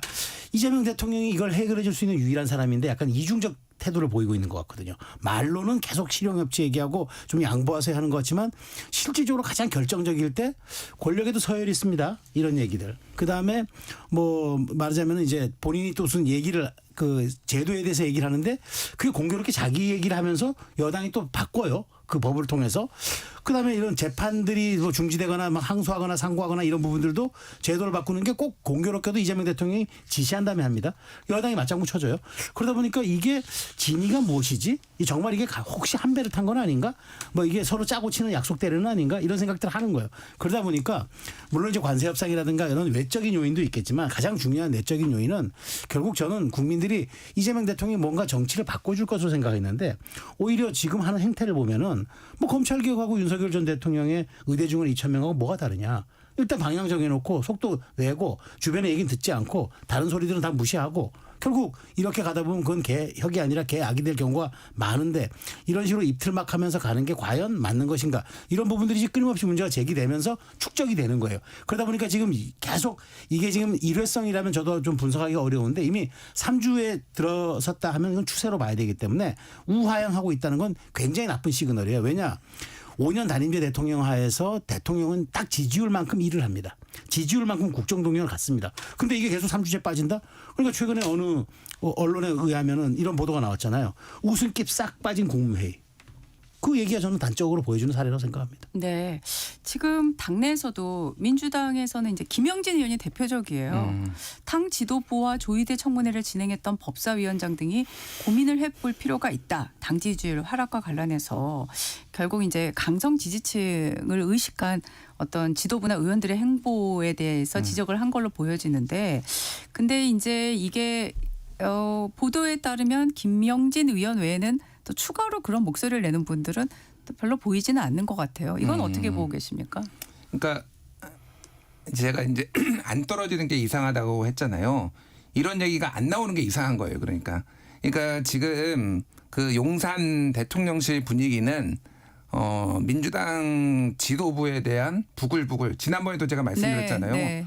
뭐 여러 루트로 나오죠. 우상호 정무수석 인터뷰를 왜 했냐면은 당이 이렇게 나가는 뭐 이렇게 강하게 나가는 것에 대해서 당은 당의 일을 하는 거고 정부는 정부의 일을 하는 거다 이렇게 약간 선을 그은 거예요. 어쩔 수 없다. 그러니까 쉽게 얘기하면은 옛날에 당정 관계가 아니라 뉴 노멀이다.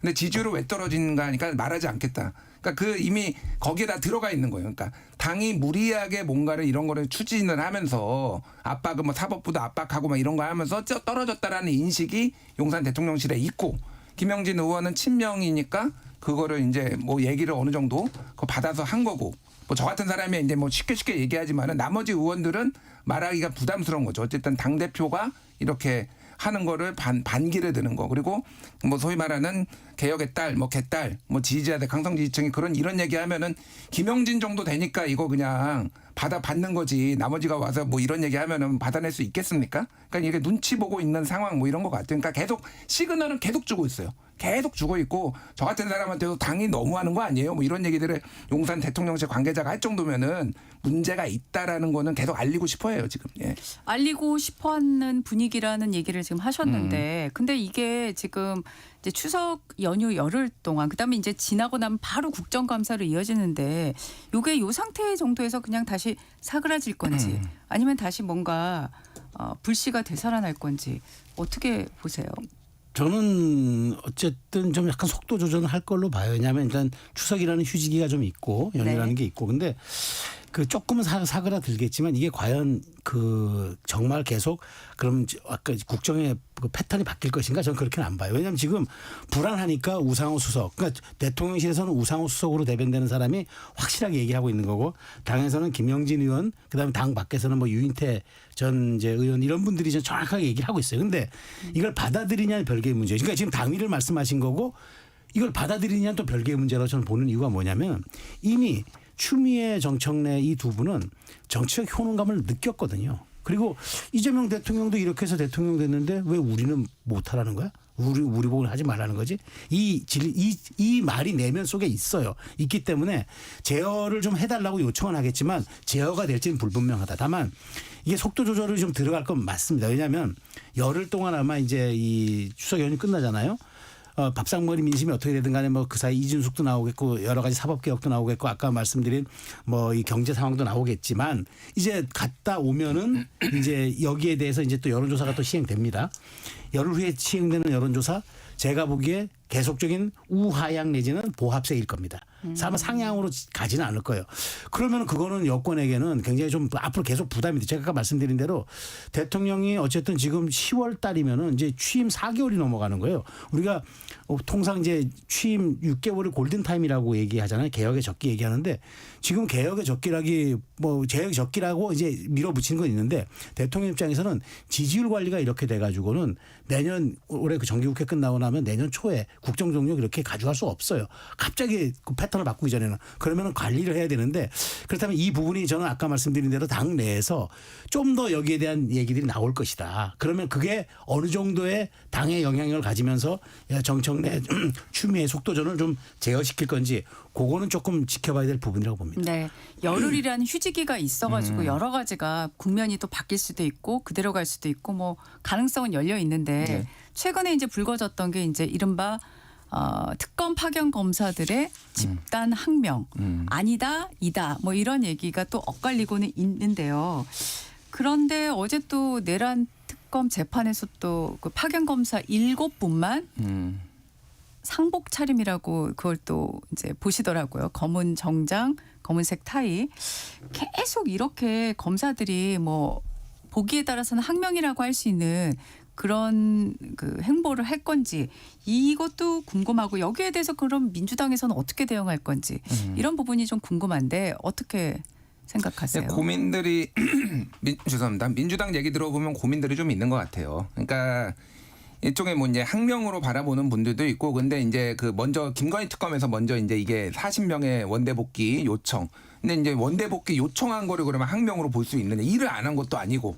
그러니까 우리는 좀 혼란스럽다. 지금 수사와 기소를 분리를 하는데 이게 우리 보고 다 하라는 거. 그리고 이게 맥락들이 좀 있더라고요. 보니까 뭐가 있었냐면은 이제 이번에 특검법이 좀 바뀌었는데, 과거에는 이제 특검과 특검보의 지위를 받아가지고 공소유지를 한다라고 법이 있었는데 그 조항이 없어졌어요. 특검이나 특검보는 이제 그 지위 그렇게 직접적으로 안 해도 나머지 이제 검사들이 할 수 있게 됐는데 이 공소 유지가 쉽게 얘기하면 재판이 한 이런 거 2년 가거든요. 네네. 1년 안에 안 끝나요. 그러면 본인이 원대 복귀해도 계속 여기에 해야 되고. 근데 이게 보통은 명예 아니면은 승진 이런 거가 직접적으로 연결이 돼 있으면은 열심히 하죠. 그러니까 어쨌든 네네. 본인 일에 과인일이라기보다는 이중일이라고 하더라도. 근데 이제 동기부여가 안 되는 거잖아요. 지금 검찰청은 없어지고 수사는 더 이상 이제 저기 중수청으로 가버리고 막 이런 복합적인 것들이 있고. 좀 전체적으로 좀 검사들을 다 집단 악마와 적폐화하는 것에 대한 좀 반발들도 좀 있는 것 같아요. 우리는 일만 열심히 했는데 아니 물론 그 선배들 뭐 이를테면은 지도부가 뭐 문제가 있었던 건 인정하는데 이렇게 하는 게 맞느냐.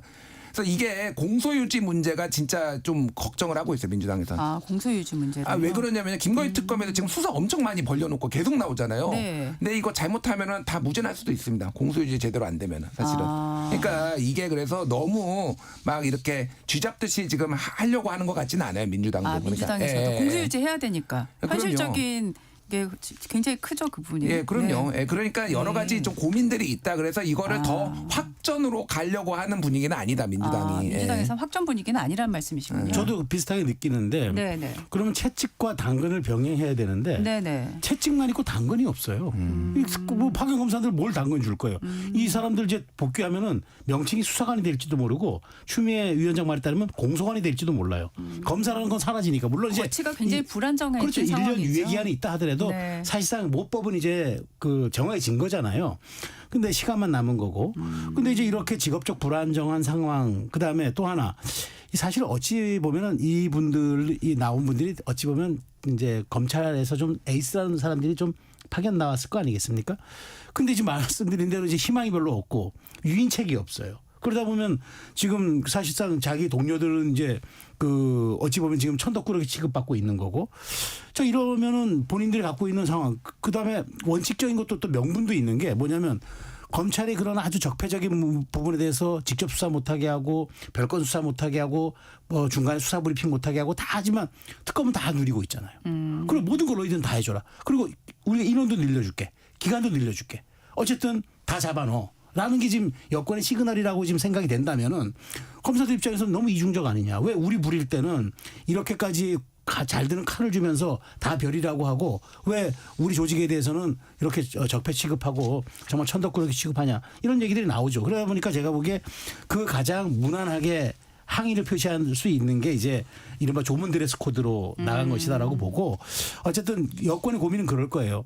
달래서 잘 가서 공소유지 해가지고 재판에서 다 유죄를 이끌어내야 되겠는데 이게 당근이 마땅치가 않아요. 옛날 같으면 돌아가면은 뭐 승진한다든가 뭐 좋은 자리 보낸다든가 그런 게 되는데 지금이 없으니까 여권이 이 적절하게 일종의 그 어르고 달래기를 어느 정도까지 해낼지 그게 관건인데 제가 보기에 좀 지난번 찾아가서 하는 거 보니까 영 어째 그 미덥진 않아 보입니다. 항명이라고 강하게 비판을 하면서도 속내는 복잡하겠네요. 그러니까. 그러니까 뭐 항명이라고 강하게 얘기를 한 거는 또 여기에서 그 검사들 얘기를 다 받아줄 수는 없잖아요. 또 지지층도 보고 있고 그러니까 하지만은 전현희 위원장이 또 가가지고 불안과 우려를 하소연하는 차원이라고 이해했다라는 게 딱 정확하게 지금 스탠스에 그러니까 더 밀어붙이면 문제 생길 수 있다. 지금 왜냐하면 검찰 얘기 들어보면은 가겠다는 이제 우리 원대 복귀하겠다라는 사람은 있잖아요. 오겠다는 사람은 없어요. 지금 특검에. 예. 그러면은 진짜 그냥 수사 못 할 수도 있어요. 만약에 다 이제 원대 복귀 진짜 하면은 뭐 지금 태업을 하거나 그런 거 조짐은 보이지 않지만은 그렇게까지 가는 거를 좀 막아야 되는 좀 지금 상황인 거죠. 네.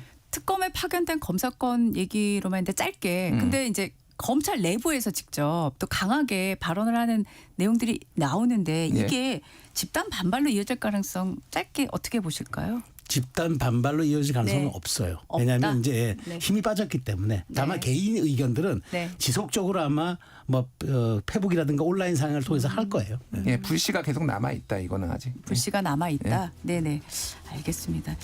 요게 네. 지금 상황이 어떻게 전개될지는 추석 이후에도 계속 지켜봐야 되겠습니다. 잠시 후에 좀 더 이야기 나눠보겠습니다. 전격 시사 듣고 계신 지금 시각은 8시 28분입니다.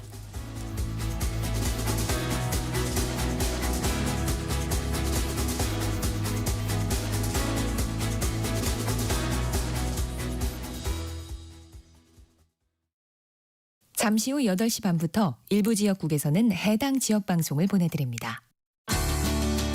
워렌 버핏은 가치 투자, 필립 피셔는 성장주 투자, 피터 린치는 장기 투자. 방법은 달라도 목표는 하나. 성기영의 경제쇼가 성공의 길로 안내합니다. 깊이 있게, 명쾌하게, 지금 이 시대 경제에 관한 모든 것을 알려드립니다. 평일 오후 4시 5분 성기영의 경제쇼와 함께하십시오.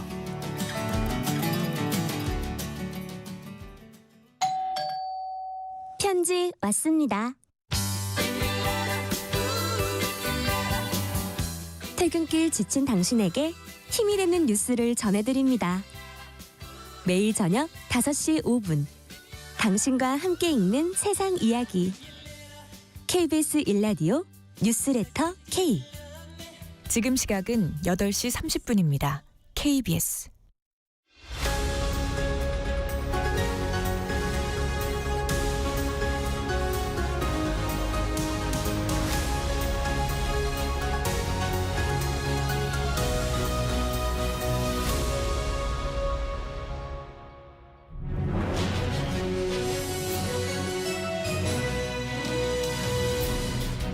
네, 정치와에 이어갑니다. 자, 이번에는 그 민주당의 종교단체 동원 의혹, 요거에 대해서 좀 말씀을 나눠보겠습니다. 국민의힘에서는 김민석 총리가 이번 사태의 몸통이다 이렇게 보고 관련 시의원을 경찰에 고발을 했습니다.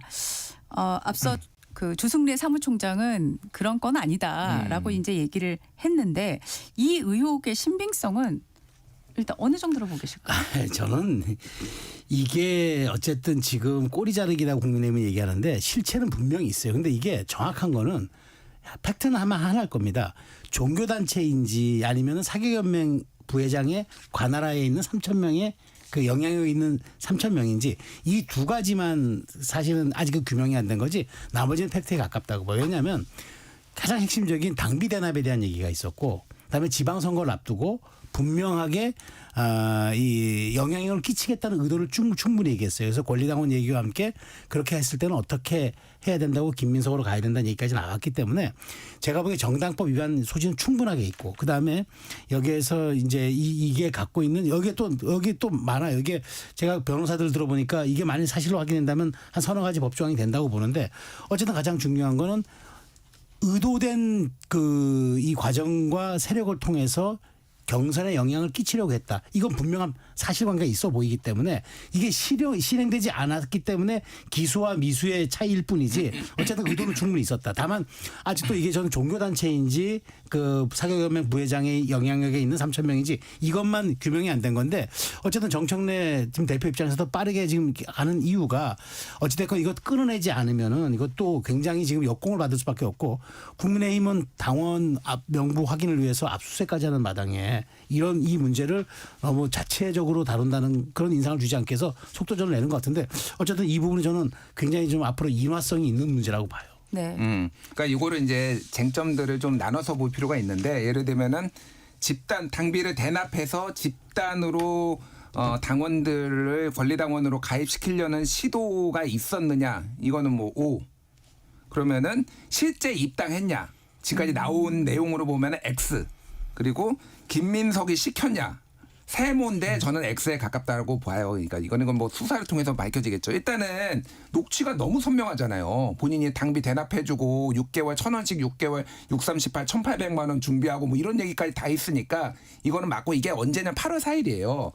자, 그럼 이제 딱 권리당원들은 민주당은 6개월의 당비를 내야 돼요. 그럼 사실상 7개월 정도가 필요합니다. 그러면 9, 10, 11, 12, 1, 2, 3 이렇게 하면 지방선거 경선하고 딱 맞아떨어지니까 급한 거예요. 그러니까 지금 빨리 움직여야 된다. 근데 실제 입당이 됐느냐?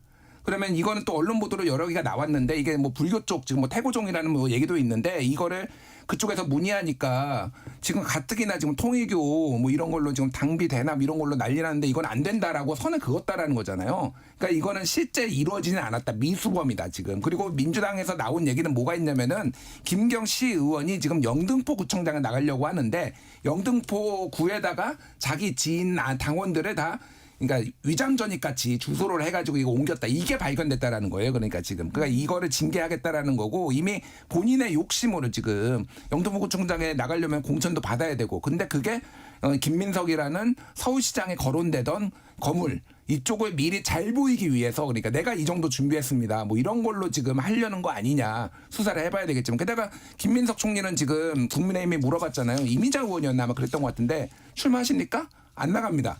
지금 당대표 차기 당대표 쪽으로 지금 선회를 한 이런 상황인 것 같아요. 지금 정치적으로 해석이 나오는 거는 그러니까 이거는 저는 김민석 총리가 시켰을 가능성은 거의 없다.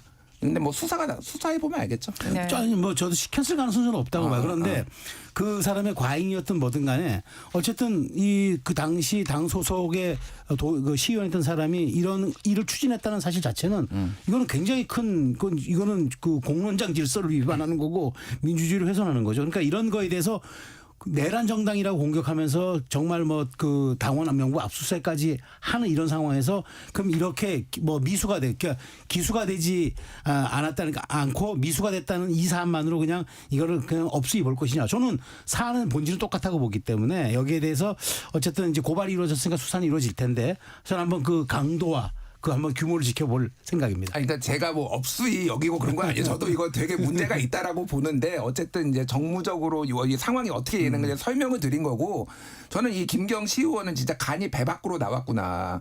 통일교 때문에 지금 국민의 압수수색 당하고 이러고 있는데 지금 자기 지금 종교단체 동원해달라는 거잖아요. 어떻게 이럴 수가 있지? 이게 진짜 제정신인가? 저는 그 생각이 들어요. 네. 네. 다른 얘기를 좀 해보겠습니다. 이 지금 조이대 한덕수 회동 의혹을 제기했던 민주당의 서영교, 부승찬 의원에 대한 징계안을 국민의힘이 제출을 했고 요거 잠깐 지금 뭐 소강 상태라고 해야 될까요? 하지만 이제 연휴 지나고 또 국정감사가 시작이 되면 다시 얼마든지 또 수면 위로 올라올 것 같은데 이건 어떻게 진행될 거로 보시나요? 뭐 징계가 되겠습니까? 윤리위 구성도 안 되는데 그 6대6으로 만들기로 했다가 그것도 뭐 정청래 대표가 파기 지금 해서 다 재협상을 하고 한 거잖아요. 그러니까 윤리 구성이 안 돼 있어요 지금. 그러니까 이거 쓸데없는 거 이런 거 좀 하지 마라. 징계안 뭐 이런 거. 그러니까 윤리 구성이나 하고 좀 해라. 뭐 이런 말씀 드리겠고 굉장히 부적절하다고 저는 솔직히 이게 민주당이 나오는 얘기들의 신뢰가 지금 많이 떨어지고 있어요. 그러니까 이거를 검증을 안 하고 이렇게 했을 때 그 이후의 역풍들. 그러니까 특히 이제 정파성이 매우 강한 KBS 같이 이렇게 공신력도 있고 데스킹 기능도 있고 이런 언론에서 나온 게 아니라 자기네 진영에 있는 유튜브에서 무슨 시중에 떠도는 얘기들 막 지르는 거를 이런 거를 집권 여당이 가져다가 이렇게 쓰면 되겠냐. 그래서 이게 이제 비판받을 소지는 충분히 있지만은 징계는 안 될 것 같다. 네. 징계는 안 될 것 같다. 네. 근데 저는 사실 징계만 갖고 얘기 드린 건 아니고요. 이 사안이 지금 이제 경찰의 고발로도 지금 가고 있으니까 이게 말씀하신 대로 지금 가장 이제 주목을 하고 있는 부분이 그 녹취라는 부분이잖아요. 네. 이 상황이 그냥 이대로 넘어갈 것 같지는 않거든요. 그러니까 뭐 서영교 의원이나 부승찬 의원이 추가로 또 뭔가를 꺼내 들던가 아니면 그게 아닌 또 다른 얘기가 나올 건가.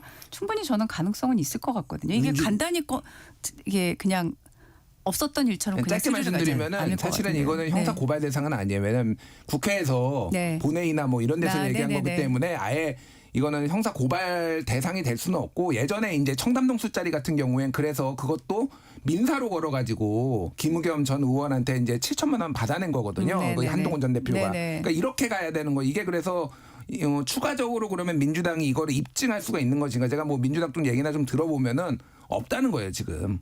없다는 거예요 지금 증거가. 민주당은 이거 유야무야 전략으로 나가야 돼. 이거 계속 키우다가는 이거 큰일 나요. 그러니까 있었든 없었든 듯 하면서 그냥 어물쩍 넘어가야지. 이거 계속 키우다 보면요 민주당의 공신력이라는 건 다 사라지고 그다음에 민주당이 갖고 있는 일종의 그 대의기구의 정당이라는 것도 그다음에 집권 여당이라는 것도 다 사라집니다. 그러니까 저는 이거는 더 이상 꺼내지 않는 게 맞고 그다음에 수사기관에서 할 때 그냥 유야무야 넘어가면서 뭐 이제 경찰이 뭐 불송치한다든가 뭐 그냥 없음으로 한다든가 뭐 이런 식으로 가야지 이걸 정치권에서 계속 키우는 순간 민주당의 지지율을 끌어올릴 수 있는 방안이 없어요. 그렇기 네. 때문에 이 부분은 제가 보기에 출구 전략을 매우 빠르게 세워야 된다. 그러니까 하나만 더 말씀드리면 예를 들면은 지금 지기현 판사 접대 의혹 네, 뭐 그래서 네. 지금 법원에서 나왔는데 그게 네. 5개월이나 걸릴 일이냐 뭐 저도 비판도 많이 하고 그랬어요. 그런데 민주당에서 20번 접대받았다. 이거를 이제 원내대표실에서 지금 뭐 선수가 얘기를 했단 말이에요. 그러니까 이런 것 좀 하지 마라. 내가 전원으로 들었는데 20번 받았다. 그럼 그 사람을 데려오든지 영수증을 들이밀든지 뭐 녹취록을 하든지 그래야 되잖아요. 그러니까 이런 식의 폭로 정치는 좀 증거를 내라, 좀 증거를. 민주당은 좀 신뢰가 지금 굉장히 많이 떨어지고 있어요. 민주당의 발언의 무게가. 알겠습니다. 연휴가 끝나면은 이제 또 관심을 갖게 되는 게 이 비쟁점 법안 아직 처리가 안 돼 있는데 국민의힘에서는 뭐 말씀들 계속 질문을 하면 일단은 필리버스터 계속 쓸 거다. 이거밖에 없지 않냐. 우리한테는 앞서 나경원 의원도 그런 취지로 얘기를 하셨고요. 그런데 이제 민주당이 형식적인 필리버스터 남발을 끊어내겠다며 또 관련법 개정을 시사했는데 요게 지금 이 필리버스터를 개정하는 방향으로 민주당이 실제로 갈까요? 어떻게 보십니까? 그러니까 필리버스터를 하는 목적이 입법을 방해하려고 하는 거잖아요. 그러니까 방해라기보다는 이게 부당하다라는 걸 알리기 위해서 하는 거잖아요. 물론 뭐 필리버스터를 남발되는 것이 문제가 있죠. 그걸 뭐 문제가 없다고 볼 수도 없고 막 69개 법안을 막 무슨 거의 3달에 걸쳐서 하는 게 이게 말이 되느냐 저도 비판도 했는데 그래서 이게 법 만능주의예요. 다 바꾸면은 이 여야 만약에 바뀌거나 뭐 이렇게 예를 들면은 뭐 집권 다수당이 바뀌었을 때 이래도 이거를 찬성할 수 있을까요? 이렇게 바꾸는 거를? 그러니까 저는 이런 거는 좀 하지 마라. 그냥 이거는 국민들이 판단합니다. 그럼 그 국민의힘 욕하고 있죠, 사람들이. 좀 말이 되는 소리를 해라. 쟁점 법안에 대해서 해야지. 이게 지금 국회 마비시키겠다라는 거냐, 여론이 안 좋아요. 근데 이거를 법으로 바꾼다 또? 저는 이건 아주 안 좋은 거라고 봅니다. 지금 그래서 논의되고 있는 법을 보면은 이게 이런 거예요. 필리버스터 신청한 정당 소속 의원, 지금 현재 국민의힘이죠. 네. 일정 규모 이상의 필리버스터 보례의 필참입니다. 그러니까 5분의 3 이상. 네. 그러니까 너희들 꼼짝 말하는 거예요. 그다음에 또 이제 그게 안 되면 바로 종결하도록 하고 또 하나는 그 신청 서명, 그러니까 필리버스터 하겠다고 신청한 서명 의원들 반드시 너희들 의사 보내 그 의사당 지켜야 된다. 네. 그다음에 그 필리버스터 시간을 지금 24시간 하고 있는데 이것도 좀 줄여야 되겠다 얘기하는데 할 수 있죠. 네. 그러니까 지금 민주당 의석으로 할 수 있는데 생각해 보십시오. 이렇게 하면은 물리력으로 우리가 입법 권력을 제어하는 것밖에 뭐가 됩니까? 유일하게 남은 야당의 수단을 지금 말씀드린 대로 그걸 국민들이 판단하게 하는 게 맞지 그것을 또 다른 법으로 제어한다? 그게 입법 폭력인 거예요. 그래서 이런 부분들은 제가 보기에 논의되고 있다고 간만 보는데 간도 보지 말아야 합니다. 이건 간 볼 것도 없어요.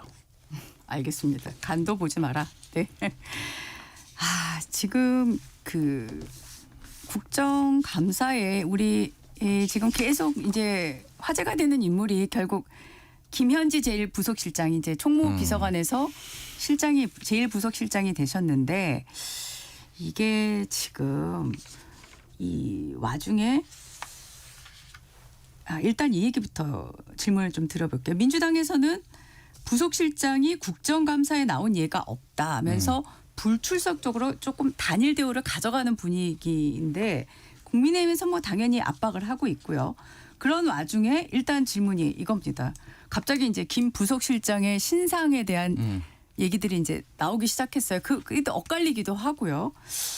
혹시 두 분이 관련해서 좀 전원 들으신 얘기 확인한 거 있으신가요? 뭐 신상과 관련해서요? 네네, 신상과 관련. 박원석 의원이 이미 얘기를 했잖아요. 그러니까 상명대 예전에 상명여대 상명대 출신이고 75년 4월생으로 알려져 있고요. 네. 근데 좀 학교를 먼저 간 것 같아서 93학번이다. 네네. 뭐 이렇게 1년 정도 먼저 간 것 같고 뭐 시민사회 운동 많이 했고 뭐 이건 아주 사적인 건데 이재명 변호사 시절부터 성남시장 전부터 이 성남 지역에서 활동을 하다가 거기에서 성남 지역의 의제 발굴하고 이런 것을 선거 운동도 같이 준비했으니까 이 소위 말하는 성남 경기 라인에도 등급이 있거든요.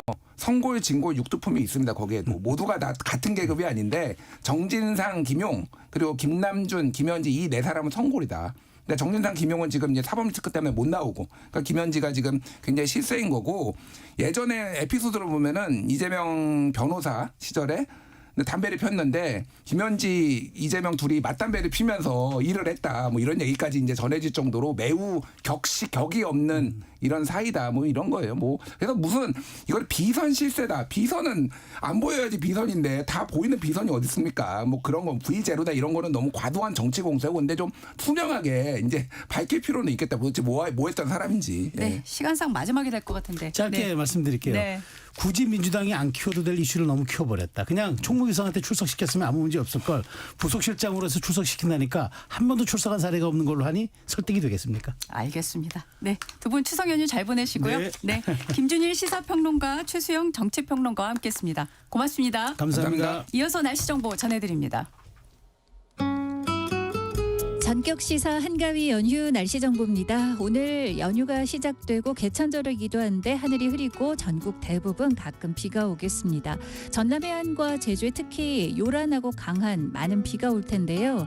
지금 예상되는 강우량 보면 수도권, 강원, 영서는 오늘 5mm 미만의 비가 내린 뒤 먼저 비가 그치고 내일까지 비가 내리는 강원, 영동, 충청권 5에서 40, 남부지방과 제주 이보다 많은 30에서 80, 많은 곳 전라권 100mm 이상, 제주 산지 150mm 이상입니다.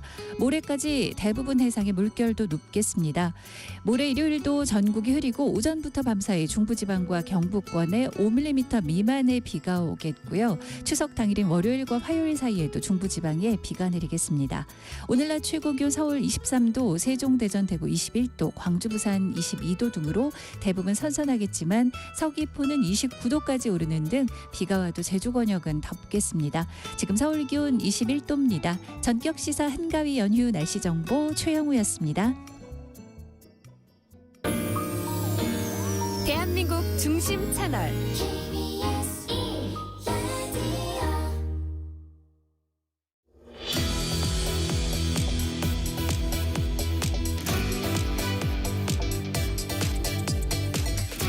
네, 오늘 전격 인터뷰에는 광복 80주년 KBS 대기획 조용필 콘서트 조용필 이 순간을 영원히를 자세히 알아보겠습니다. 이번 대기획 총괄 연출을 맡아서 데뷔 57년을 맞이한 가왕 조용필을 KBS 단독 무대에 서게 한 장본인입니다. 박지영 KBS PD 대형 이벤트 방송 사업단장과 함께합니다. 어서 오십시오. 안녕하세요. 네, 청취자 여러분이 가장 궁금해할 질문부터 먼저 하겠습니다. 이번 대기획이 3부작 특집으로 편성했다고 들었습니다. 오늘부터 전파를 타는데 자세히 좀 설명해 주시죠. 예, KBS에서 조용필 이 순간을 영원히라는 제목으로 특별 3부작을 ETV에 편성을 했습니다. 첫 번째로 오늘 밤 10시에 조용필의 명곡과 히스토리를 미리 들여다보는 조용필 이 순간을 영원히 프리퀄이라는 방송을 하고요.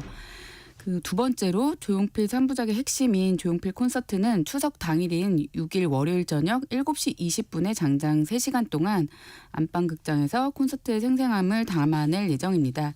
그리고 마지막 3부작 콘서트의 준비 과정과 무대 뒤 조용필의 모습을 생생하게 담아낸 다큐멘터리 조용필 이 순간을 영원히 그날의 기록이라는 제목으로 8일 수요일 저녁 8시에 방영될 예정입니다. 네, 그러니까 앞으로 한 13시간 후에 오늘 저녁 10시에 KBS ETV에서 프리퀄부터 방송이 되는 거죠. 네.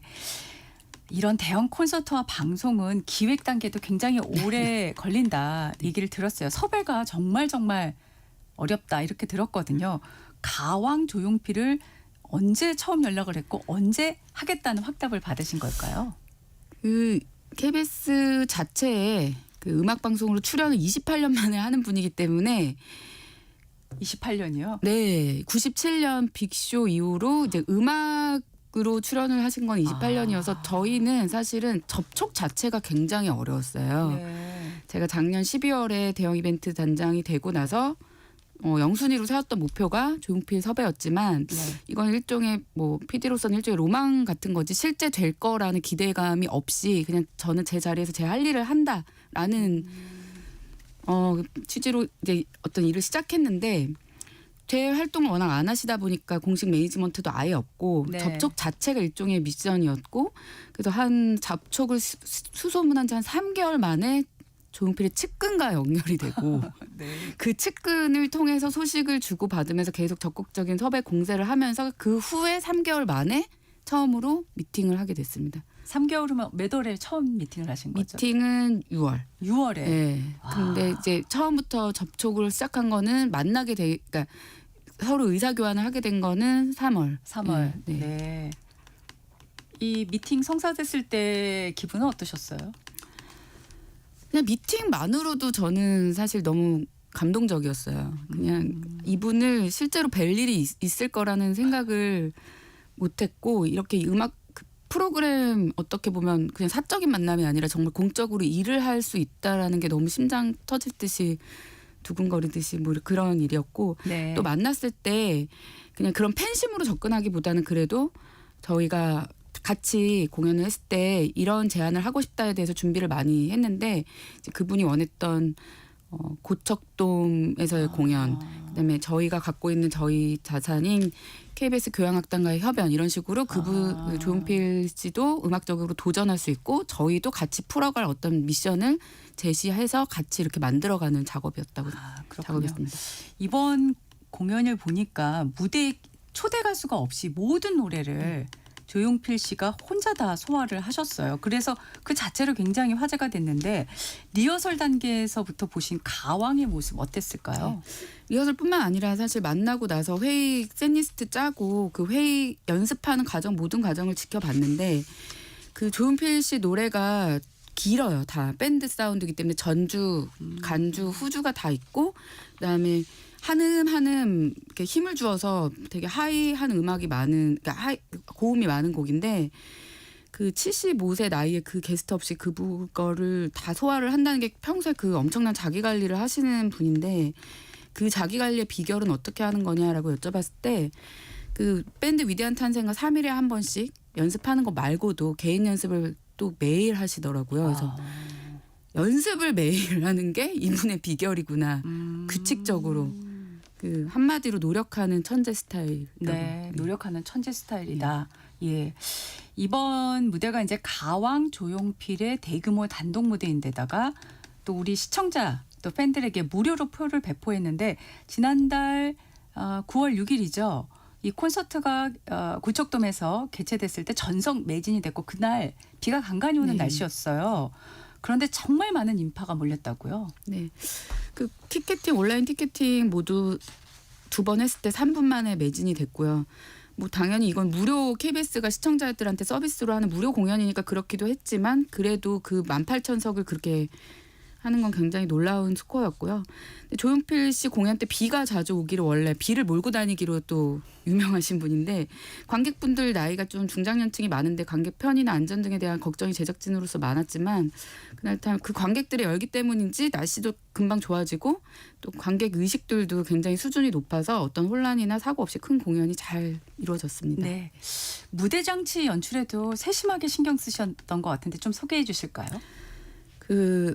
저희가 많이 신경 쓴 게 이분의 음악을 어떤 식으로 아름답게 표현할 것인가, 그리고 콘서트와 달리 방송적으로 보여줄 수 있는 비주얼적인 장치가 무엇인가, 이런 부분 많이 고민했고, 더 이제 주안점을 뒀던 거는 조용필의 음악으로 관객들이 하나 되는 모습이, 대한민국 국민들이 음악으로 이렇게 힐링하고 하나 되는 그런 부분을 좀 많이 연출적으로 담고 싶어서 카메라를 이번 공연에 50대 정도 동원을 했는데, 그중에 20대 정도는 객석을 잡았어요. 그래서 이 음악으로 즐기고 같이 울고 웃고 행복해하는 그 모습들을 많이 카메라로 담아서 그거를 편집적으로 많이 넣었습니다. 네. 이번 무대를 보면서 PD로서 가장 기억에 남는 곡, 또 무대 매너는 뭘까요? 이분은 별명이 작은 거인 뭐 이런 게 있는데, 뭐 만나보니까 진짜 밴드 사운드의 진심인 락커세요.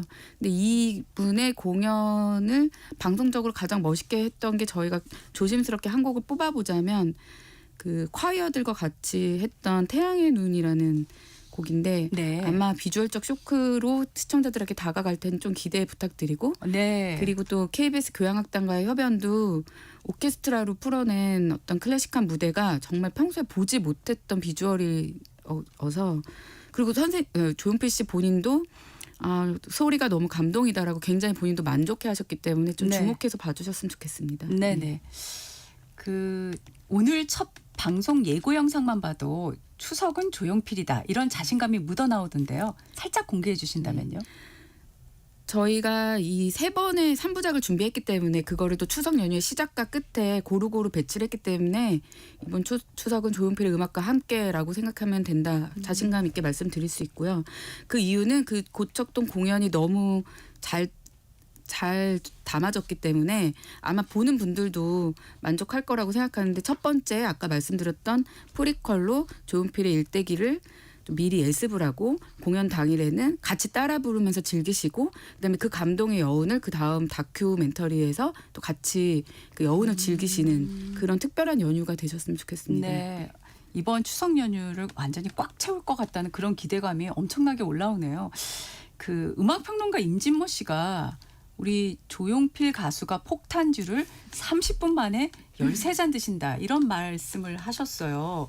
이거 다 젊은 시절 얘기죠. 요새 연세가 좀 있으시니까요. 건강관리, 성대관리는 어떻게 하는 걸로 제가 보셨어요? 듣기로는 네. 한 5, 6년 전에 이제 술을 완전히 끊으셨다. 근데 네. 그 전에는 정말 애주가셨던 건 맞고요. 네. 근데 지금은 이분이 음악을 더 오래 하고 음악을 오래 듣고 싶어서 이렇게 규칙적인 생활, 그리고 진짜 매일매일 연습으로 성대 근육을 관리하는 거가 본인의 컨디션을 유지라고 생각해서 그렇게 몸 관리를 하고 계시더라고요. 네. 정말 철저한 자기 관리 속에서 일상을 통제하고 사시는 모습이었습니다. 네. 지금 사실 K-팝 또 아이돌 활약이 대단하지만은 사실 한국 대중음악사에서 조용필의 위치, 업적은 뭐 가왕이란 말로 사실 딱 정리할 수는 있겠지만 박 PD님께서 보시기에 어떻게 평가를 해야 된다고 생각하시나요? 이거는 저 말고 좀 더 유명한 명망 있는 분들 말을 좀 빌려오고 싶은데요. 박찬욱 감독님이 얼마 전에 했던 인터뷰 중에 요즘 한국의 젊은 분들이 비틀즈, 롤링스톤즈는 알면서 그들과 견주어 전혀 손색 없는 조용필을 잘 모르는 모습이 안타까웠다. 저도 전적으로 동의하고요.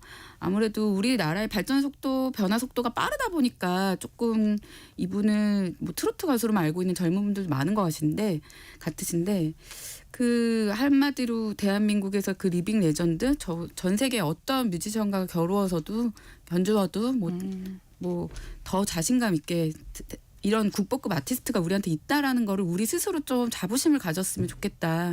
이런 생각을 하게 됐습니다. 이번 네. 공연을 통해서. 네. 자, 마지막 질문이 될 것 같습니다. 방송을 기다리는 팬들, 그리고 우리 이 지금 전격 시사를 듣고 계신 청취자분들에게 해주고 싶은 말이 있다면 어떤 게 있을까요? 그 방송 보시면 어르신들만 좋아할 줄 알았는데 결국 젊은 분들도 많이 입덕하게 된 어떤 락 페스티벌 같은 분위기가 있을 테니까 방송적으로는 그런 걸 기대해 주셨으면 좋겠고, 최근에 이제 어른 김장아 이 다큐멘터리 및 그분이 젊은 분들한테 많은 위로와 희망, 각광을 받았는데 저 조용필 씨와 함께 작업하면서 진짜 어른을 모셨던 기회였어서 그 시간이 굉장히 영광스럽고 감사했는데, 이 가왕 조용필 정말 멋있는 어른, 이분과 저희 KBS가 정성을 다해 준비한 무대 시청자 여러분들이 뜨겁게 즐겨주셨으면 좋겠습니다. 네. 지금까지 박지영 KBS PD 대형 이벤트 방송 사업단장이었습니다. 고맙습니다. 감사합니다.